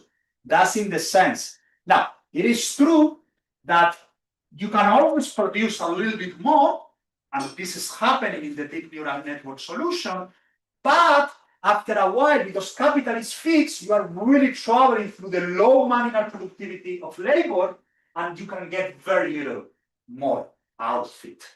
But these guys are linearized, they just don't care. They say, oh, I can produce as much as I want. Why does the second order approximation take care of that? I mean, why do I need a deep learning for this? Okay. Precisely because of what I was saying before, the second order is still not going to enforce resource constraint. Okay, it's only enforcing resource constraint on the second order approximations. So you are still not getting that. That's why we are doing third order.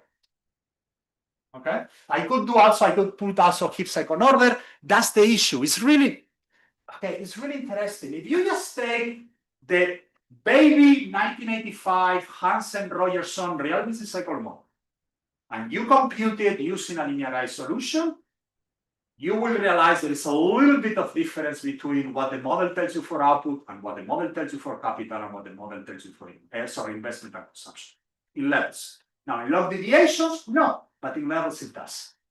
And because over here we are pushing the structure of the model, what is a trivial difference in the one sector model becomes a non-trivial difference. Okay. And again, this also happens with investment, and basically the way this is propagated in the model is through prices. We don't really get the prices right.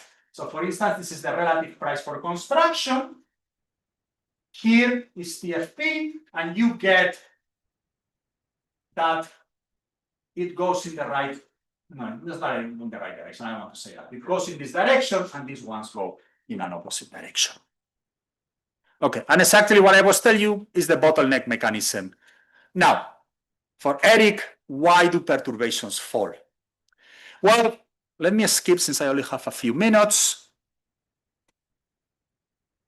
Okay, this is what I keep talking about, that you are really having this log linearized approximation, and what shows over here, and over here, yes, this is true, but when you are doing it in the linear one, you are not having that. Okay. So in particular, let me go back to the Euler equation that I showed you before and rewrite it slightly differently. Capital, even if it's t plus 1, you are determining it today, so I can take it out of expectation. And what I'm going to show is that capital then is equal to the ratio between this term over here and u, where u is just the user cost. And what is going to happen is that as it goes to 0, you get a singularity over here. This is really the policy function I'm trying to represent. And you can get to that singularity with realistic calibrations of the model very easily. And again, that goes to the point I was trying to tell you, that the nonlinear perturbation is only valid in a radius of convergence. And we show, again, that just a 14.6% drop in investment will get you to the singularity. And we develop, I want to finish a couple of minutes early to leave room for questions. We actually show a way to compute the distance to the singularity using some structure of the input-output matrix, and think in particular about the weights of the Domar weights. But let me not go over there. This is the statistic that we are able to compute. This is how it actually shows, and we argue that we get to the singularity. So takeaway, I want to finish quickly. Look, I love nonlinearities. I have been known for that for 25 years. But this is not a case where I want to use deep learning just to show you that I know how to use deep learning. It's because when you have non-trivial input-output networks, those nonlinearities really matter. And they matter because your economy depends on these investment hubs, and you can only get so much out of an investment hub. And because of that, we are able to show that you are going to get a counterfactual boom with respect to what the model really wants, just because after a great recession, just because you are linearizing or taking a thorough approximation. And what is at the core of everything is really the singularities. Now, this is not the final model I could write on input-output networks. If you tell me, Jesus, I like financial frictions, I like non-reversibilities, I like frictions in moving workers from one sector to the other, I even like nominal rigidities. You can do that now, thanks to the fact that we have developed an architecture. And that architecture is very flexible and can really handle it. So we hope that this methodology will be helpful for people. And by the way, it can be applied to many, many situations where you have multiple sectors. The obvious one is spatial models. Okay, I have 1 minute and 38 seconds for questions. So as someone who's diametrically opposite and doesn't know anything about deep neural networks, so how is this different from the Carvalho and Gallon paper, which I think they also do a deep neural network model to solve these models globally? So okay, so this is one of those funny situations where I go out for the other team that all prefer different papers. So I don't want to pick on a fight with, it's like picking on a fight with your brother. But no, I'm thinking about those moments where you did Thanksgiving dinner and an uncomfortable question came up. I'm trying to figure it out. Should I answer or should we go directly to the cranberry sauce? you can always show these models with brute force. I don't think that brute force is the way to go in the long run. You can solve with brute force a relatively straightforward neural network model. I think that as a profession, we want to solve extremely sophisticated models that have a lot of spatial characteristics, that have a lot of heterogeneity, that have a lot of important facts that my dear friends in the applied micro group at Penn tell me are absolutely essential to understand the world. And it is the architecture that we are proposing that I think will mean that in the long run. But so as the idiot, if I want to use this, like, you know, if I want to, like, just, I don't understand anything, I just want to like take it and plug it in, can I just do either one with this problem and not for other problems, or is that?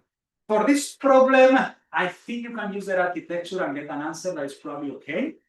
But you are telling me, I can go to Whole Foods and I have my Rivian, or I have my younger brother beat up Chevy. You will probably get to Whole Foods with a Chevy as well, but the Rivian will. I'm trying to tell you this back. Yeah, no, sorry. No, I'm gonna stop to leave it on it. Okay, of course. Okay, thank you.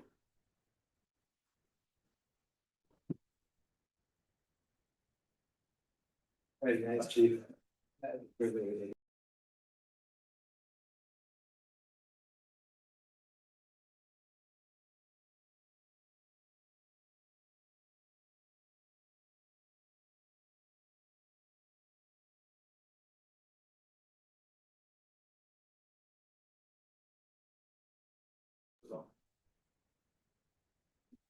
Oh, is this a timer? Yes. Okay, it's not the time. Let me put that.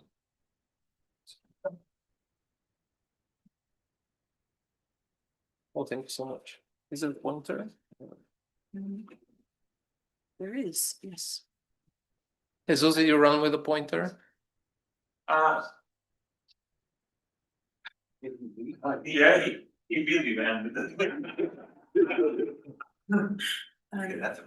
It's all right. I can use until I'm guessing he's coming back at some point. Ah, no, it's here. No, Joe. Hi. Thanks. All right. So now to an extremely unsophisticated model. So it's good to have some variety. This model is in fact about variety, and it's something about varieties. And it's something that I've also been loving for almost 25 years. And Mark and I have been, you know, having this long running collaboration.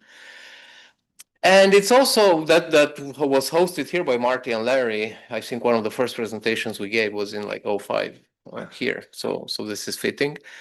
And it's really about impulse and propagation. So we take an impulse and we show how the propagation changes so that it transforms into something that maybe we would like to recognize. So it's really about supply shocks. Supply shocks is a very sort of old-fashioned and in some sense outdated and incorrect terms, but let's bear with that because policymakers like it, and we often use it in these empirical words, say supply and demand shocks and so on. So the motivation here is what I would call a sort of a difficulty. I'm trained in the sort of NK, but you know, tradition, but sort of trying to relax it in certain dimensions. And since I was, you know, like sort of an early adopter of this and studying it from Mike Woodford's drafts of the book, and then I had both Mike and Jordi in my thesis committee, it was like there was still something I was a little bit uncomfortable with which is, and I guess many of us are when we teach these models, which is that when you take what we learned from other people that are the sources of business cycle fluctuations, which are TFP shocks, all of a sudden when you try to tell a story about what recessions are in the new Keynesian model, a bad TFP shock is actually not, it does not give you a recession. Recession understood as the output gap goes down. So output goes in the sort of actual equilibrium, it goes down by more than it would in this flexible price equilibrium. So in a sense, they are not true supply shocks because while they are inflationary, because marginal cost goes up and when TFP goes down, they are also creating this positive output gap. So then that's of course something that we've known for a long time, and those of us who have estimated DSG models, and there are many of us in the room, know that there is an easy way out of that, which is, your likelihood function needs something to match those things, and we add these cost push shocks or markup shocks. And we sometimes, are a little bit uncomfortable about what's the story for this and what's the micro foundation for that. And this very nice paper by Joel Flynn was telling us one story about that, and this is going to be another story about what can that be. So, but one difficulty that one reason you may be uncomfortable with a cost push narrative is that there is an empirical conflict, in fact, that I think is often overlooked, that if you take any supply shock, and we show this in the paper with Diego that I presented here 2 years ago. I'm not going to click on the button, but we have this VAR evidence that any supply shock that you can credibly identify as a supply shock, Kenzig, oil shock, TFP shock, a la Fernald, etc., gives you pro-cyclical profits. There are pro-cyclical conditionally, but they're unconditionally, but also conditionally on the supply shocks. A markup shock in the model gives you actually counter-cyclical profits. Profits goes up because markup goes up. So unless the recession is so big, and that's actually only true on impact, eventually it's still going to go up. So profits are actually going up, and you are in a recession. So that's counter-cyclical. And since demand shocks already have a problem with that's kind of magnifying that problem. The other one is that when you talk to, I don't know if Marty is about to become governor of the central bank, but I happen, as you get older, you start talking more to central bankers. They ask you for stuff, and yes, but there's still something that's kind of first order important for the real world, which is that there is a supply shock, COVID, the supply chain disruptions, tariff shocks, etc. And they ask you, what should I do? There is this inflationary shock. Should I ease or should I contract? The model that we have, unless you go to some distorted steady state, etc., where there may be some higher order reason why you should give a different answer, the answer that you give is that you should contract. You should contract in response to a TFP shock because it is not recessionary. It is in fact expansionary from the standpoint of output growth, and you have what we call divine coincidence, and so on, and that's fine. So you're going to control inflation by increasing rates. And in response to cost push shock, you will have some, you're going to contract, you're going to decrease inflation, you're also going to kind of make the output gap worse. What we're going to show, so that applies to sort of any supply shock that you can think of. And we started this paper in the COVID-19, and this is like a massively revised version. And there's been all these other supply disruptions in the meantime. The World Cup is, of course, a very negative productivity shock for many years. So this paper's contribution is twofold. So we show that just adding endogenous entry to the standard New Keynesian model, the most plain vanilla textbook version of that, is going to overturn that implication. Okay, so it's going to make the TFP shock look like a supply shock. So it's going to give you a negative output gap. So it's going to be able to give you a stagflation, while profits are still pro-cyclical. They still go down in this recession in response to this negative shock. And then the prescribed monetary policy response is going to be to ease. So the output gap is negative, and the central bank will want to close this output gap by issuing money or cutting interest rates or whatever. The part that sounds a little bit like magic, but you have to wait a little bit for the model, is that it's going to do this without creating excess inflation. And entry is going to also act as a mitigator of endogenous mitigator of that extra inflationary response. So in a sense, TFP shocks become these endogenous cost push shocks. So we don't need cost push shocks anymore. So the key mechanism is this thing that we call the entry multiplier, which is that the response of entry to TFP shocks is higher, is amplified by nominal rigidities, in fact by price rigidities, by price stickiness, through a mechanism that I'm going to explain. This is like from the previous version of the paper.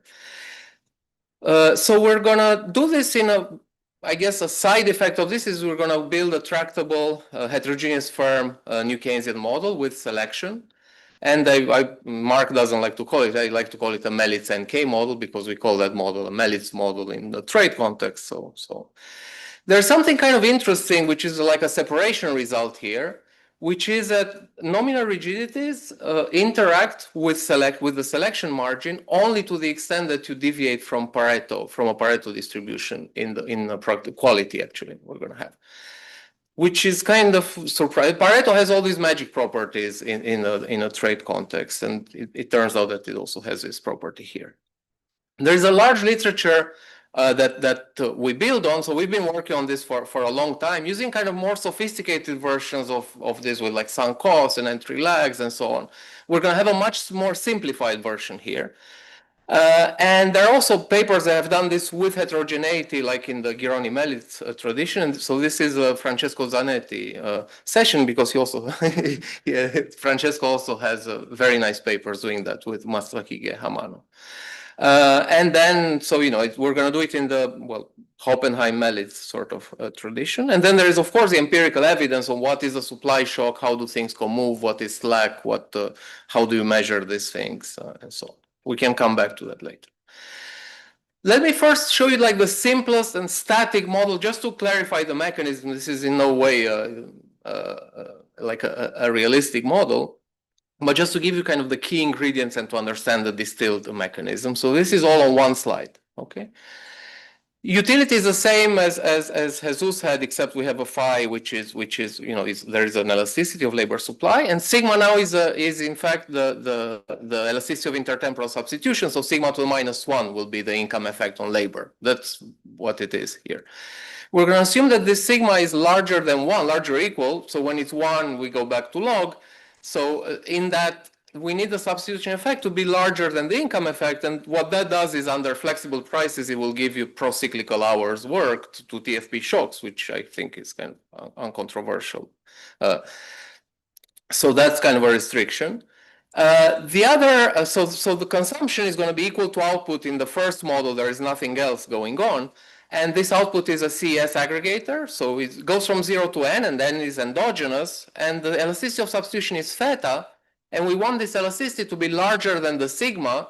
What that ensures is that in the original utility aggregator, goods are substitutes. So there is Edgeworth substitutability. The cross derivative is negative. Okay, so it's the same as in the original CS aggregator. That would be theta larger than 1. Each good is produced by a monopolist. The usual the TFP shock, the TFP aggregate TFP is AT, and and LT. There's only labor, is linear, constant returns to scale, and then there will be an entry cost. So they will enter subject to this FE entry cost. This is often important. Do we want to think about the entry cost in terms of units of labor? Yes. Do we want to? Yes, it's going to be in units of labor. And it's also going to be subject to the same TFP shocks. No, so I'm going to come back. That's the asymmetry.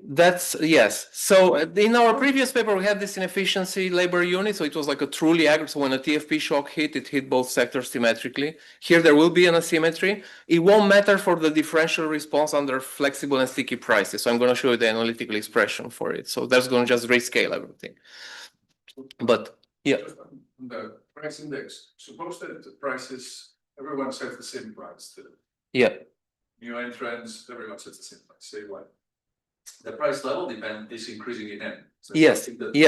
Yes. Something isn't this a problem?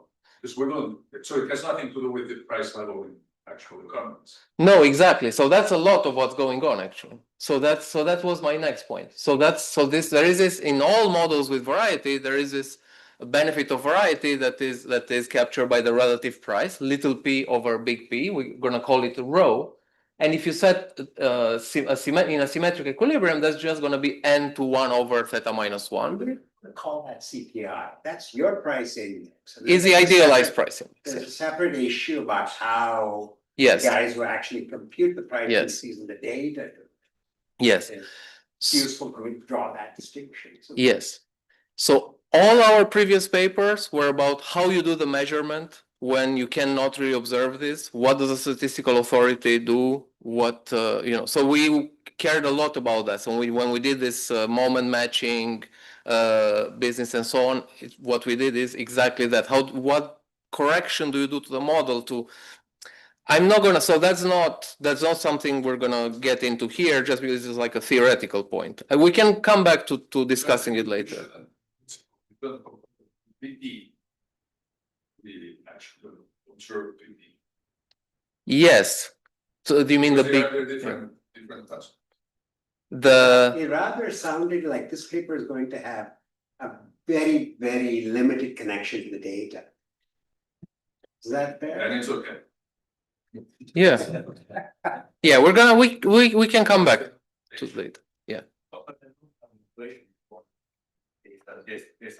I'm gonna come back to how we define inflation on the next slide. But yeah, so there's gonna be two concepts of inflation, and that distinction is of course important. There are two prices. There is a price of the little guy, and then there is a price index. It's true, it's not the CPI as measured in the data, it's a welfare-based price, it's the idealized price index.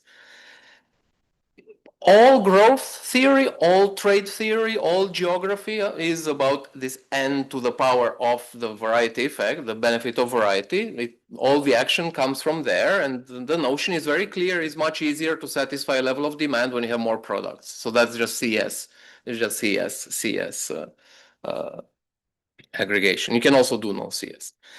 These little individual producers who aggregate up can do a bunch of things with how they set their prices. We're going to take two extremes. One is fully flexible. They are free to reset their price.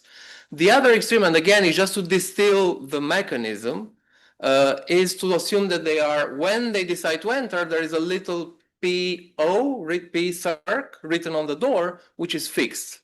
And how many of them enter depends on what that price is going to be. Okay, so it's fixed prices a la Barrow-Grossman, etc. And then we're going to generalize it to having an adjustment cost for prices, or you could do Calvo too, you could do something else. Whatever you do with the pricing, there is the usual thing that we may start calling now excess demand is a markup. So which is related to the notion of excess demand. The markup in that market, which is time varying under sticky prices, that's the price divided by the marginal cost, the relative price divided by the marginal cost. So that's going to measure sort of the inefficiency here. So firm profits here, and I'm going to put the free entry equilibrium in the same line, is that the definition of firm profits is sales minus variable cost, and that has to be equal with this cost that is paid. It's a sunk cost in our previous papers because its entry is dynamic, etc. But here is like per period, and it's in labor units. So you're going to have as many entrants as necessary in order to make the entry cost equal to profit. So to clean out all the profits that are left. So it's free entry every period. If you now do the aggregate accounting, you're going to realize that since you have on the left-hand side the entry cost and on the right-hand side the profits are going to drop out. So what you're going to have is that there's no investment, so consumption is going to be equal to W times L. And then there is like a way to aggregate the production side, and you're going to see that there are increasing returns to variety. And again, this is through the row, and that's the thing that gives us growth and benefits from trade and so on. The last equation is the labor supply, which is the marginal rate of substitution between consumption and labor is equal to the real wage. Now, I could end this by saying, suppose that monetary policy is M is equal to PY, and then we would be done. But let me just use this occasion to tell you a little bit more about the aggregate demand side and talk about this two inflation notions that are important. If you take the Euler equation of this model, is the standard one, but notice that the interest rate that matters for the household is the interest rate the real interest rate with respect to the CPI, to the idealized pricing, to the price of the aggregate consumption good. Okay, so that's the relevant interest rate for the intertemporal decisions. Whereas a Taylor rule, and we show this in our older papers, what's optimal to do in these models, because price stickiness is usually at the producer's level, at the goods level. So here a good and a producer are the same thing, is a product line. Okay. So since the distortion is at the product level, you want to minimize that. So you want to stabilize the inflation in this PPI, little p, in the little p inflation. So in the Taylor rule, and we're going to take a Taylor rule that is with expected inflation in it just for analytical tractability.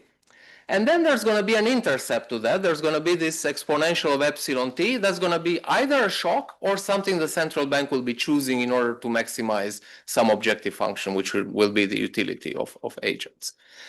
Now, the transformation from PPI to CPI inflation, of course, as we already saw, is that we have this equation saying the rho is little p over big P. You put dots on that, and you're going to get that the inflation in PPI is the inflation in the CPR, in the idealized price index, times the growth rate of varieties, the growth rate of the variety effect.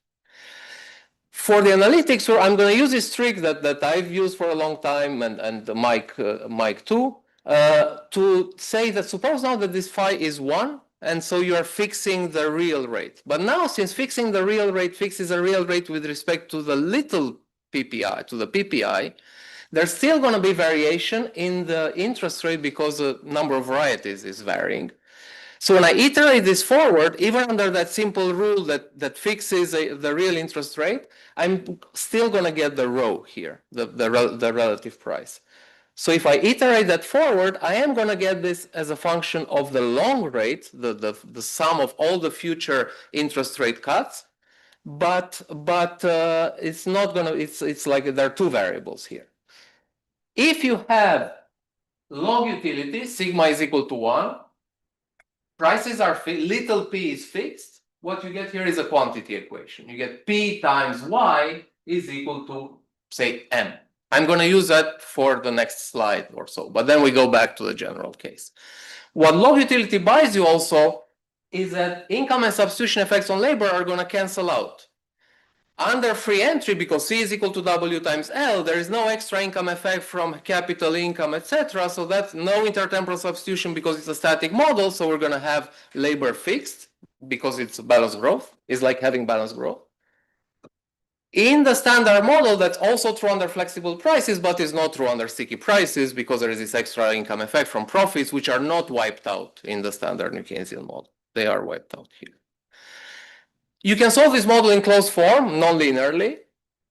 And then what you get is, so with the star, I'm going to denote the flexible price equilibrium. So that's the expression that you get. If I express the FE in different units, I would get an AT there in the, so it would be scaled up by TFP2, but that's just a rescaling because we have the 1 over the entry cost here too under sticky prices. But you see that they're not, they don't look the same. And in fact, in elasticity form, if you take the first order, there may be issues with higher orders. But if you take the first order elasticity of entry to a TFP shock, is going to be larger than 0, even when it is 0 under flexible prices. And in fact, it's going to be equal to the theta minus 1, where theta is the elasticity of substitution between goods. There is a, yeah. The free entry condition holds period by period for the entrance, or does it hold for every? There's no incumbent, so the stock gets replenished every period. So, but like I thought the prices were sticky, but prices are sticky for the period. Yeah. As you enter before you observe the shock. Yes. Okay, got it. Yes. Yeah. So the intuition is, if you have TFP go down under flexible prices, there is so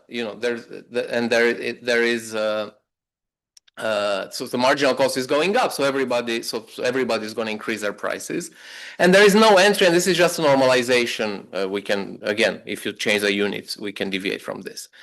So here it all goes into the intensive margin. The size of the firm changes, but it doesn't do anything to the number of firms. Now, if you suppose that TFP goes down and you are stuck with this fixed price, just the limit case of sticky prices, you have to produce at that price. Of course, marginal cost is still going up, so profits are going down, so you're going to get net exit. Your firms are going to exit. The extensive margin is there, so there's going to be less firms entering under sticky prices. And of course, because there is this exit, in these models, we saw the production function, the aggregate production function, this acts as an endogenous productivity amplifier and so on and so forth, and that's what gives you this magnification of the response. We don't think, I mean, this is just like a stand-in for it's hard to change the intensive margin. I think it would hold even for other barriers to adjusting whatever your sales. That's something we're exploring. Just on that, is it harder to adjust the intensive margin or the extent? That's not so obvious, right? Right. So I think if one is to bring this to the data in like a serious way, one needs to discipline that in some way. The purpose of this is just to sort of identify a mechanism that actually flips a response of a shock, like the response of a key variable to a shock and the monetary policy prescriptions. The model with no incumbents. What exactly is the intensive margin? The size of the firm. How big is the firm that produces? The output per firm. But there's no sense in which that was the firm that was already there and is now larger. No, it's like a comparative static. So here's a diagram of, so on the left-hand side, we have the standard New Keynesian model, the most stripped down version of that model, where under flexible prices, you have y is equal to A times L, there is no capital, and there is constant returns. So when you have a TFP shock, it's gonna bring you up and down here. And hours are constant because of income and substitution effects canceling out. Under sticky prices, of course, this is a very extreme intuition of that, is that suppose if M is equal to P times Y, M is controlled by the central bank, P is fixed, there is no variety in anything, and so Y is fixed at this Y bar. So when there is a negative TFP shock in this model, and this explains this negative output gap, output here, when you have a negative TFP shock, stays at some higher level. Of course, in the more realistic model, it's not going to stay there. It's going to go down by a little bit less. The key point is that there is a positive output gap in response to a negative TFP shock. The response is smaller in absolute value under sticky prices. And that's, of course, because of the negative income effect on labor, because people start working more, because they want to keep producing this, because they want to consume it, because that's what the demand side tells them to do. If you now go to the model with free entry that I've just shown you, there is something that, well, this is an older paper of mine. It turns out in that model, there is an envelope theorem-like result, which the paper is called Monetary Neutrality with Sticky Prices, which sounds like an oxymoron. But it's like a local neutrality result, which is that now because the extensive margin works, when you have TFP shocks or when you have monetary shocks, to first order, nothing is going to happen. Okay, so there's no difference between sticky and flexible prices because the extensive margin is taking care of that. There's going to be as much entry and exit as needed in order to give you to first order the same thing. There are differences at higher order, of course, but not to first order.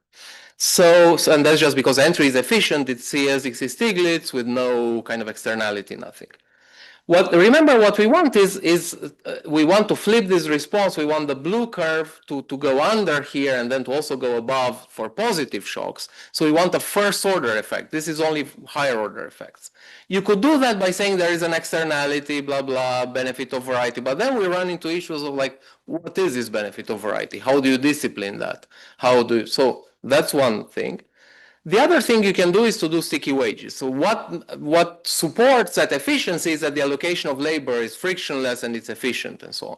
So what we do in this paper now is to add wage rigidity and firm heterogeneity to this.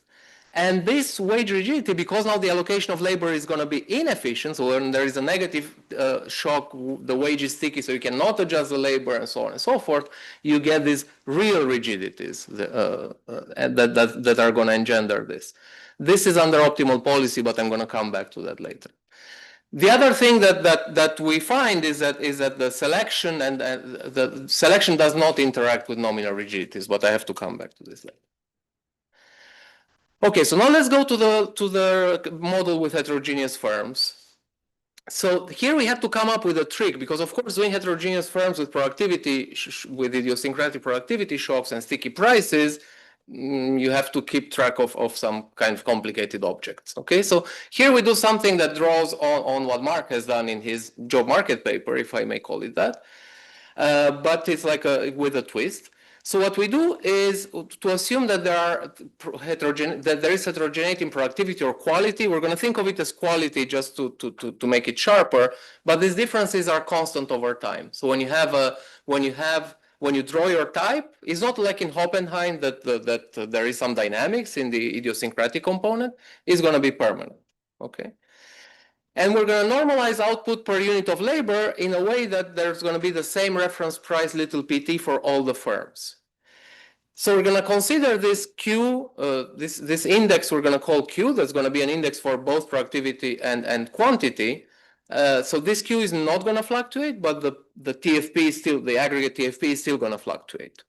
There's still going to be CES, but you need to do like the right units now. Okay, so now if you think of quality adjusted output, the production, the demand function for that quality adjusted output for variety Q now, which is indexed by this quality, is going to be a function of its relative price. Well, now the relative price too has to be expressed in the right unit, so you have to normalize it by quality. And the CES aggregator is the same as before, except that now you have to again normalize it with the quality to express it in the right units, and then you have to integrate over this distribution of producing firms. So GS is going to be some distribution. We're going to assume Pareto eventually, but it can be any distribution. Now, because we want selection, so now there is heterogeneity, there's going to be, so this is like the Melitz model, right? So there's going to be selection in the sense that you need to have some way of saying who's going to stay in the market to produce after they have learned their type. That's going to be determined by, in addition to the entry cost, there's going to be this operating cost, this fixed per period cost, F0, FO. So this FO will tell us who's going to stay in the market, is going to truncate the distribution. The profit per firm now, so it's going to be kind of the same as before, but there's going to be this fixed cost too, this operating cost. So now the free entry is still subject to the same entry cost, and that doesn't change with AT, and is going to be paid ex ante before you learn your idiosyncratic. So first you pay the entry cost, you enter, and then there's going to be, you're going to learn your type, and given the fixed operating cost, you're going to be able to tell whether you stay or go. So only the selection is that only firms whose type is higher than this Q0T, the cutoff, the exit cutoff, will stay in the market and produce, and there's going to be a zero profit condition for the profits of that firm. So they have to be zero. People above that are going to make positive profits, and below that are going to not exit, but kind of shut down, like stay kind of out of the market. So what Mark has shown is that in his kind of Joe Market paper, is that this is isomorphic to a kind of representative firm economy if you define this average in the right way. So the average level of quality defined in this way for the surviving firms.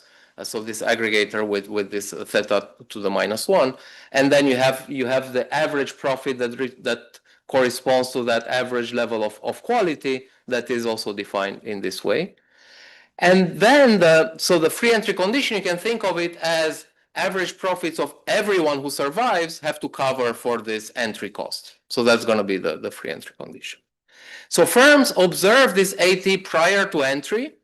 So that we're going to have two objects now. We're going to have the NET. So the trick here was to make it, our previous models were dynamic, and Francesco's model is dynamic. There's like a state variable and so on. And the interaction of that with heterogeneity and sticky prices and so on is a little sort of complicated.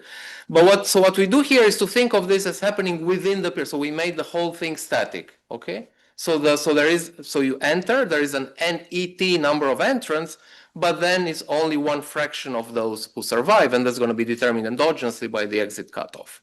Okay, so NT is a number of producing firms. We're going to specialize the distribution to Pareto just because it has these very nice properties that we all love. So it is like a power law. So G of Q is given by this. There is a location, Q mean, and then there is a shape, K.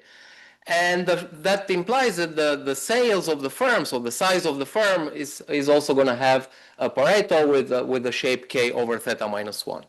So that's a standard result. Of course, that means that K is bounded below by theta -1. Otherwise, the mean doesn't exist and the variance and so on. So then so this Q bar then is under this assumption is completely proportional to Q0, so to the cutoff. So the average quality is determined by this. Then so you can then define this zero cutoff profits, and from that you can solve back the cutoff, where is a firm that exits, so Q0. And notice one thing, so this is without any, I didn't say anything about the pricing. This is independent of the markup and so on. So this is just going to be a function of TFP and with an elasticity And then there is this constant term that has to do with the Pareto. So there is no mu t in there. So none of the nominal block is there. So selection is completely independent of whether you have price stickiness or not. So that's a result of Pareto. You deviate from Pareto or CES, you break this. But I think it's still useful to say, well, this is kind of an irrelevance result that it doesn't, this, nominal rigidities don't make any difference to this under that assumption. What this means, of course, what this says is that if you have a positive TFP shock, the marginal guy who stays in the market is going to go down. So that's the way in which selection works, and that depends on how steep that distribution is. Okay. So let's look at the aggregate implication of that under flexible prices. We can solve this model again non-linearly, but here I'm just showing you the elasticities. So output under flexible prices, there are going to be two forces. Forget about this. Suppose that there is inelastic labor or something. So if you take this, so if you look at the elasticity to TFP shocks of output, there are two forces that are at work here. The first one is this variety effect from growth and trade and from our previous work, which is that there are increasing returns to scale from specializations. You have amplification of TFP shocks. The other one is that there is dampening through the selection mechanism, because of course, if there is an increase in TFP, it's like worse people are going to be able to stay in the market, so average productivity is going down, so that drags down the aggregate output. So that's the second effect. Okay, so there's these two effects. This key object that we're going to show is key also in models with entry, but in the textbook model, which is R star, so what Mike calls the Vixelian interest rate, so the interest rate under flexible prices and wages, is still a function of this AT, and somehow magically this big gamma coefficient that we get here is a function of the Pareto and so on, but it has the same bounds as in the standard model. It's between -1 and 0. So it's still the case that if TFP goes up, the R star goes down, and if TFP goes down, R star goes up. That's still, and with the same kind of elasticity. So nothing kind of fancy is happening there. Let's add the new Keynesian block to this, and because of these assumptions that may be a little hard to swallow with the quality and renormalizing thing so that you can do price stickiness, we can write the price setting problem under a Rothenberg cost and the wage setting problem, but that's easy because that's on the labor market, in a way that the Phillips curves look exactly the same as in George's textbook or in Mike's textbook, okay? So it's nothing new here. This is the same. And now what we're going to do is we're going to write the whole model in gap form, like we like to do in this. So, what is different from flexible prices is going to be indexed by a tilde. That's going to give us a deviation under sticky prices and wages. There is also a wage Phillips curve, the same, Rothenberg, etc. And I think the nice thing about this is a matter of what you like. But it's like a 5-equation New Keynesian model that looks exactly like you open the book and you see that it's exactly like, it has exactly the same mathematical form like that. What is different? So there is one thing that's exactly the same, which is that the R star is a sufficient statistic for telling you what's going to happen to the economy if there is a TFP shock. But the thing that makes a difference is entry. So entry is going to show up as wedges in these equations, both in the Phillips curve and in the IS curve. And you can already see that, so usually what we have is that a bad TFP shock hits, R star goes up for fixed real rates under that simplification we like, so this is 0, that's going to give you a positive output gap. Well, no longer the case now if you have exit. If you have exit, this wedge is actually going to be able to give you a negative output gap because this curve is going to shift.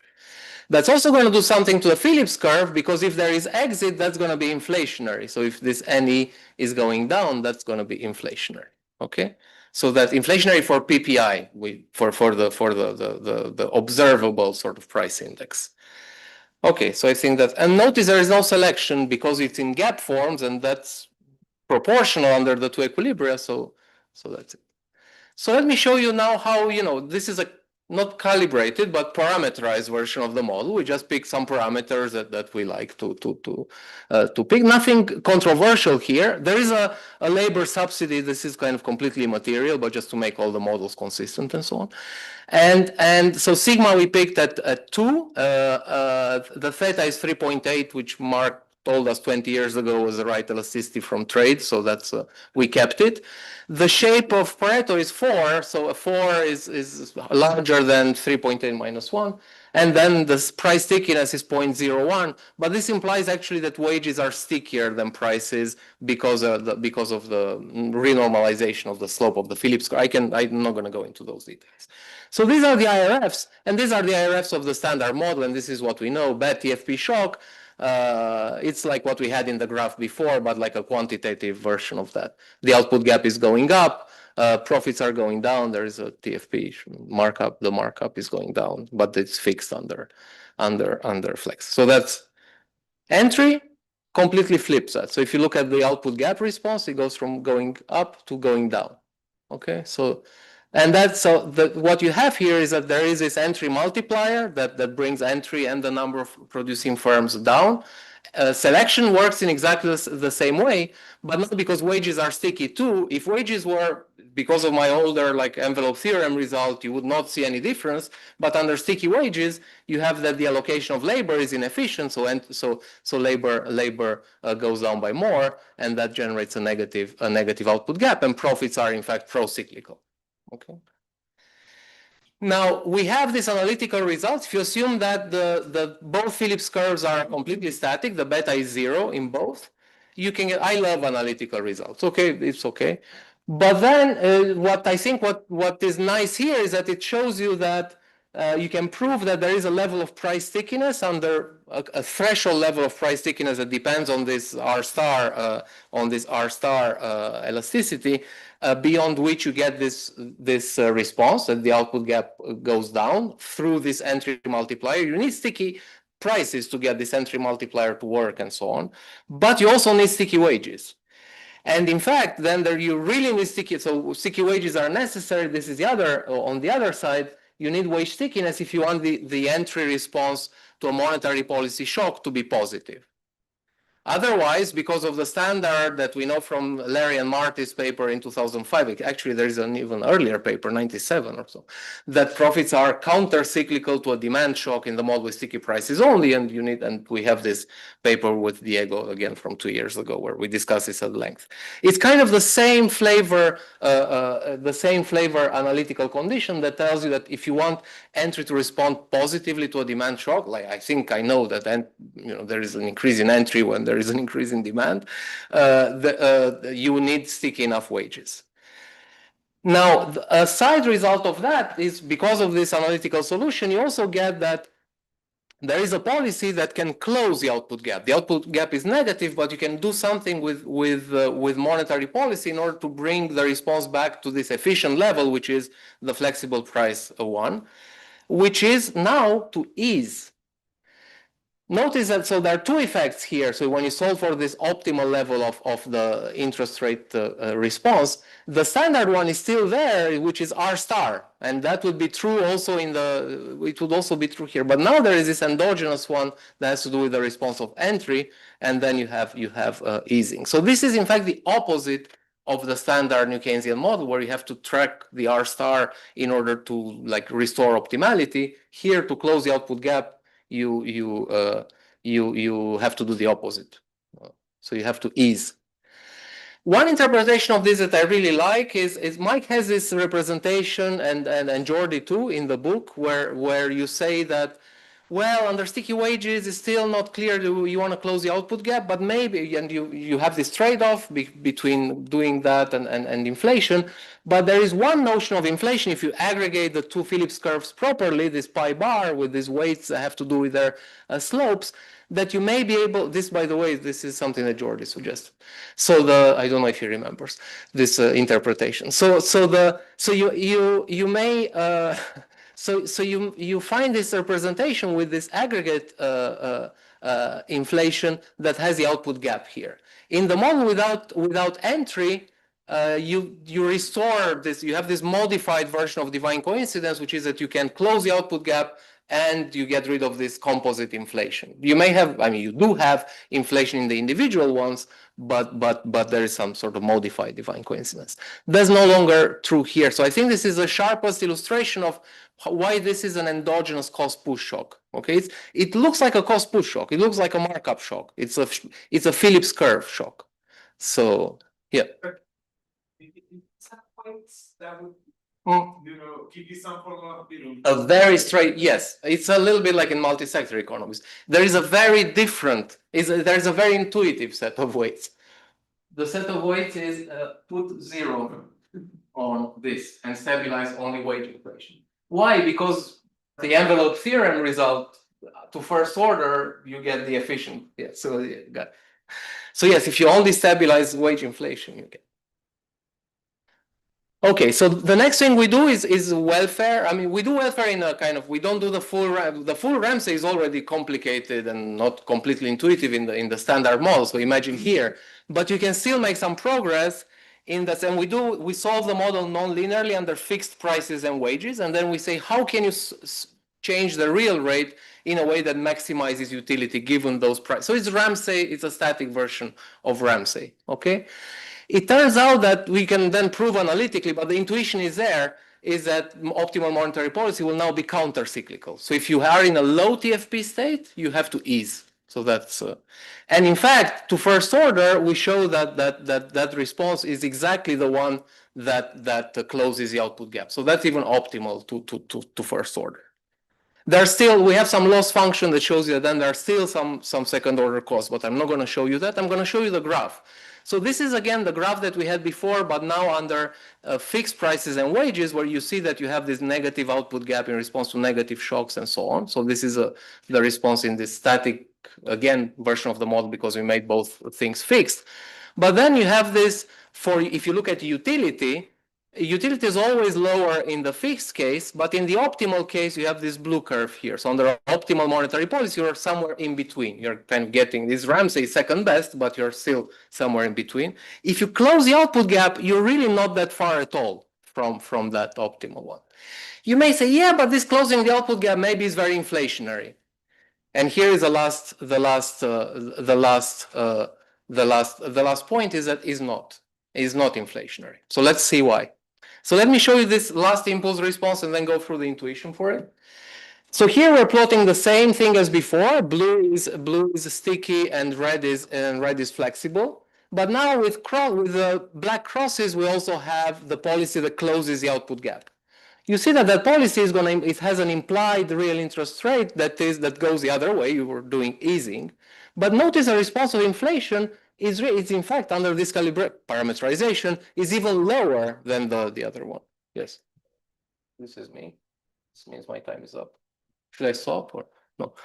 So You should wrap it up. yes, I'm going to wrap it up. So you see, so inflation is not going up. So why is that the case? That's because entry is also in the Phillips curve. So whenever you do this easing and you increase the number of entrants, that's a deflationary force. It was inflationary when you had exit. It is deflationary now when you have entry. So in a sense, it's like a free lunch almost. Okay, so let me wrap up by just, so these are the summary implications of the model. Oh, sorry. In the standard Keynesian model, inflation output gap both go in the same way and you need to tighten. Cost push shock, you do get this negative co-movement, you also need to tighten. Entry, you have a TFP shock doing like a cost push shock, but you have to do easing instead, and you don't get this crazy inflation. So that's, sorry, I'm giving too much. Thanks. Thank you.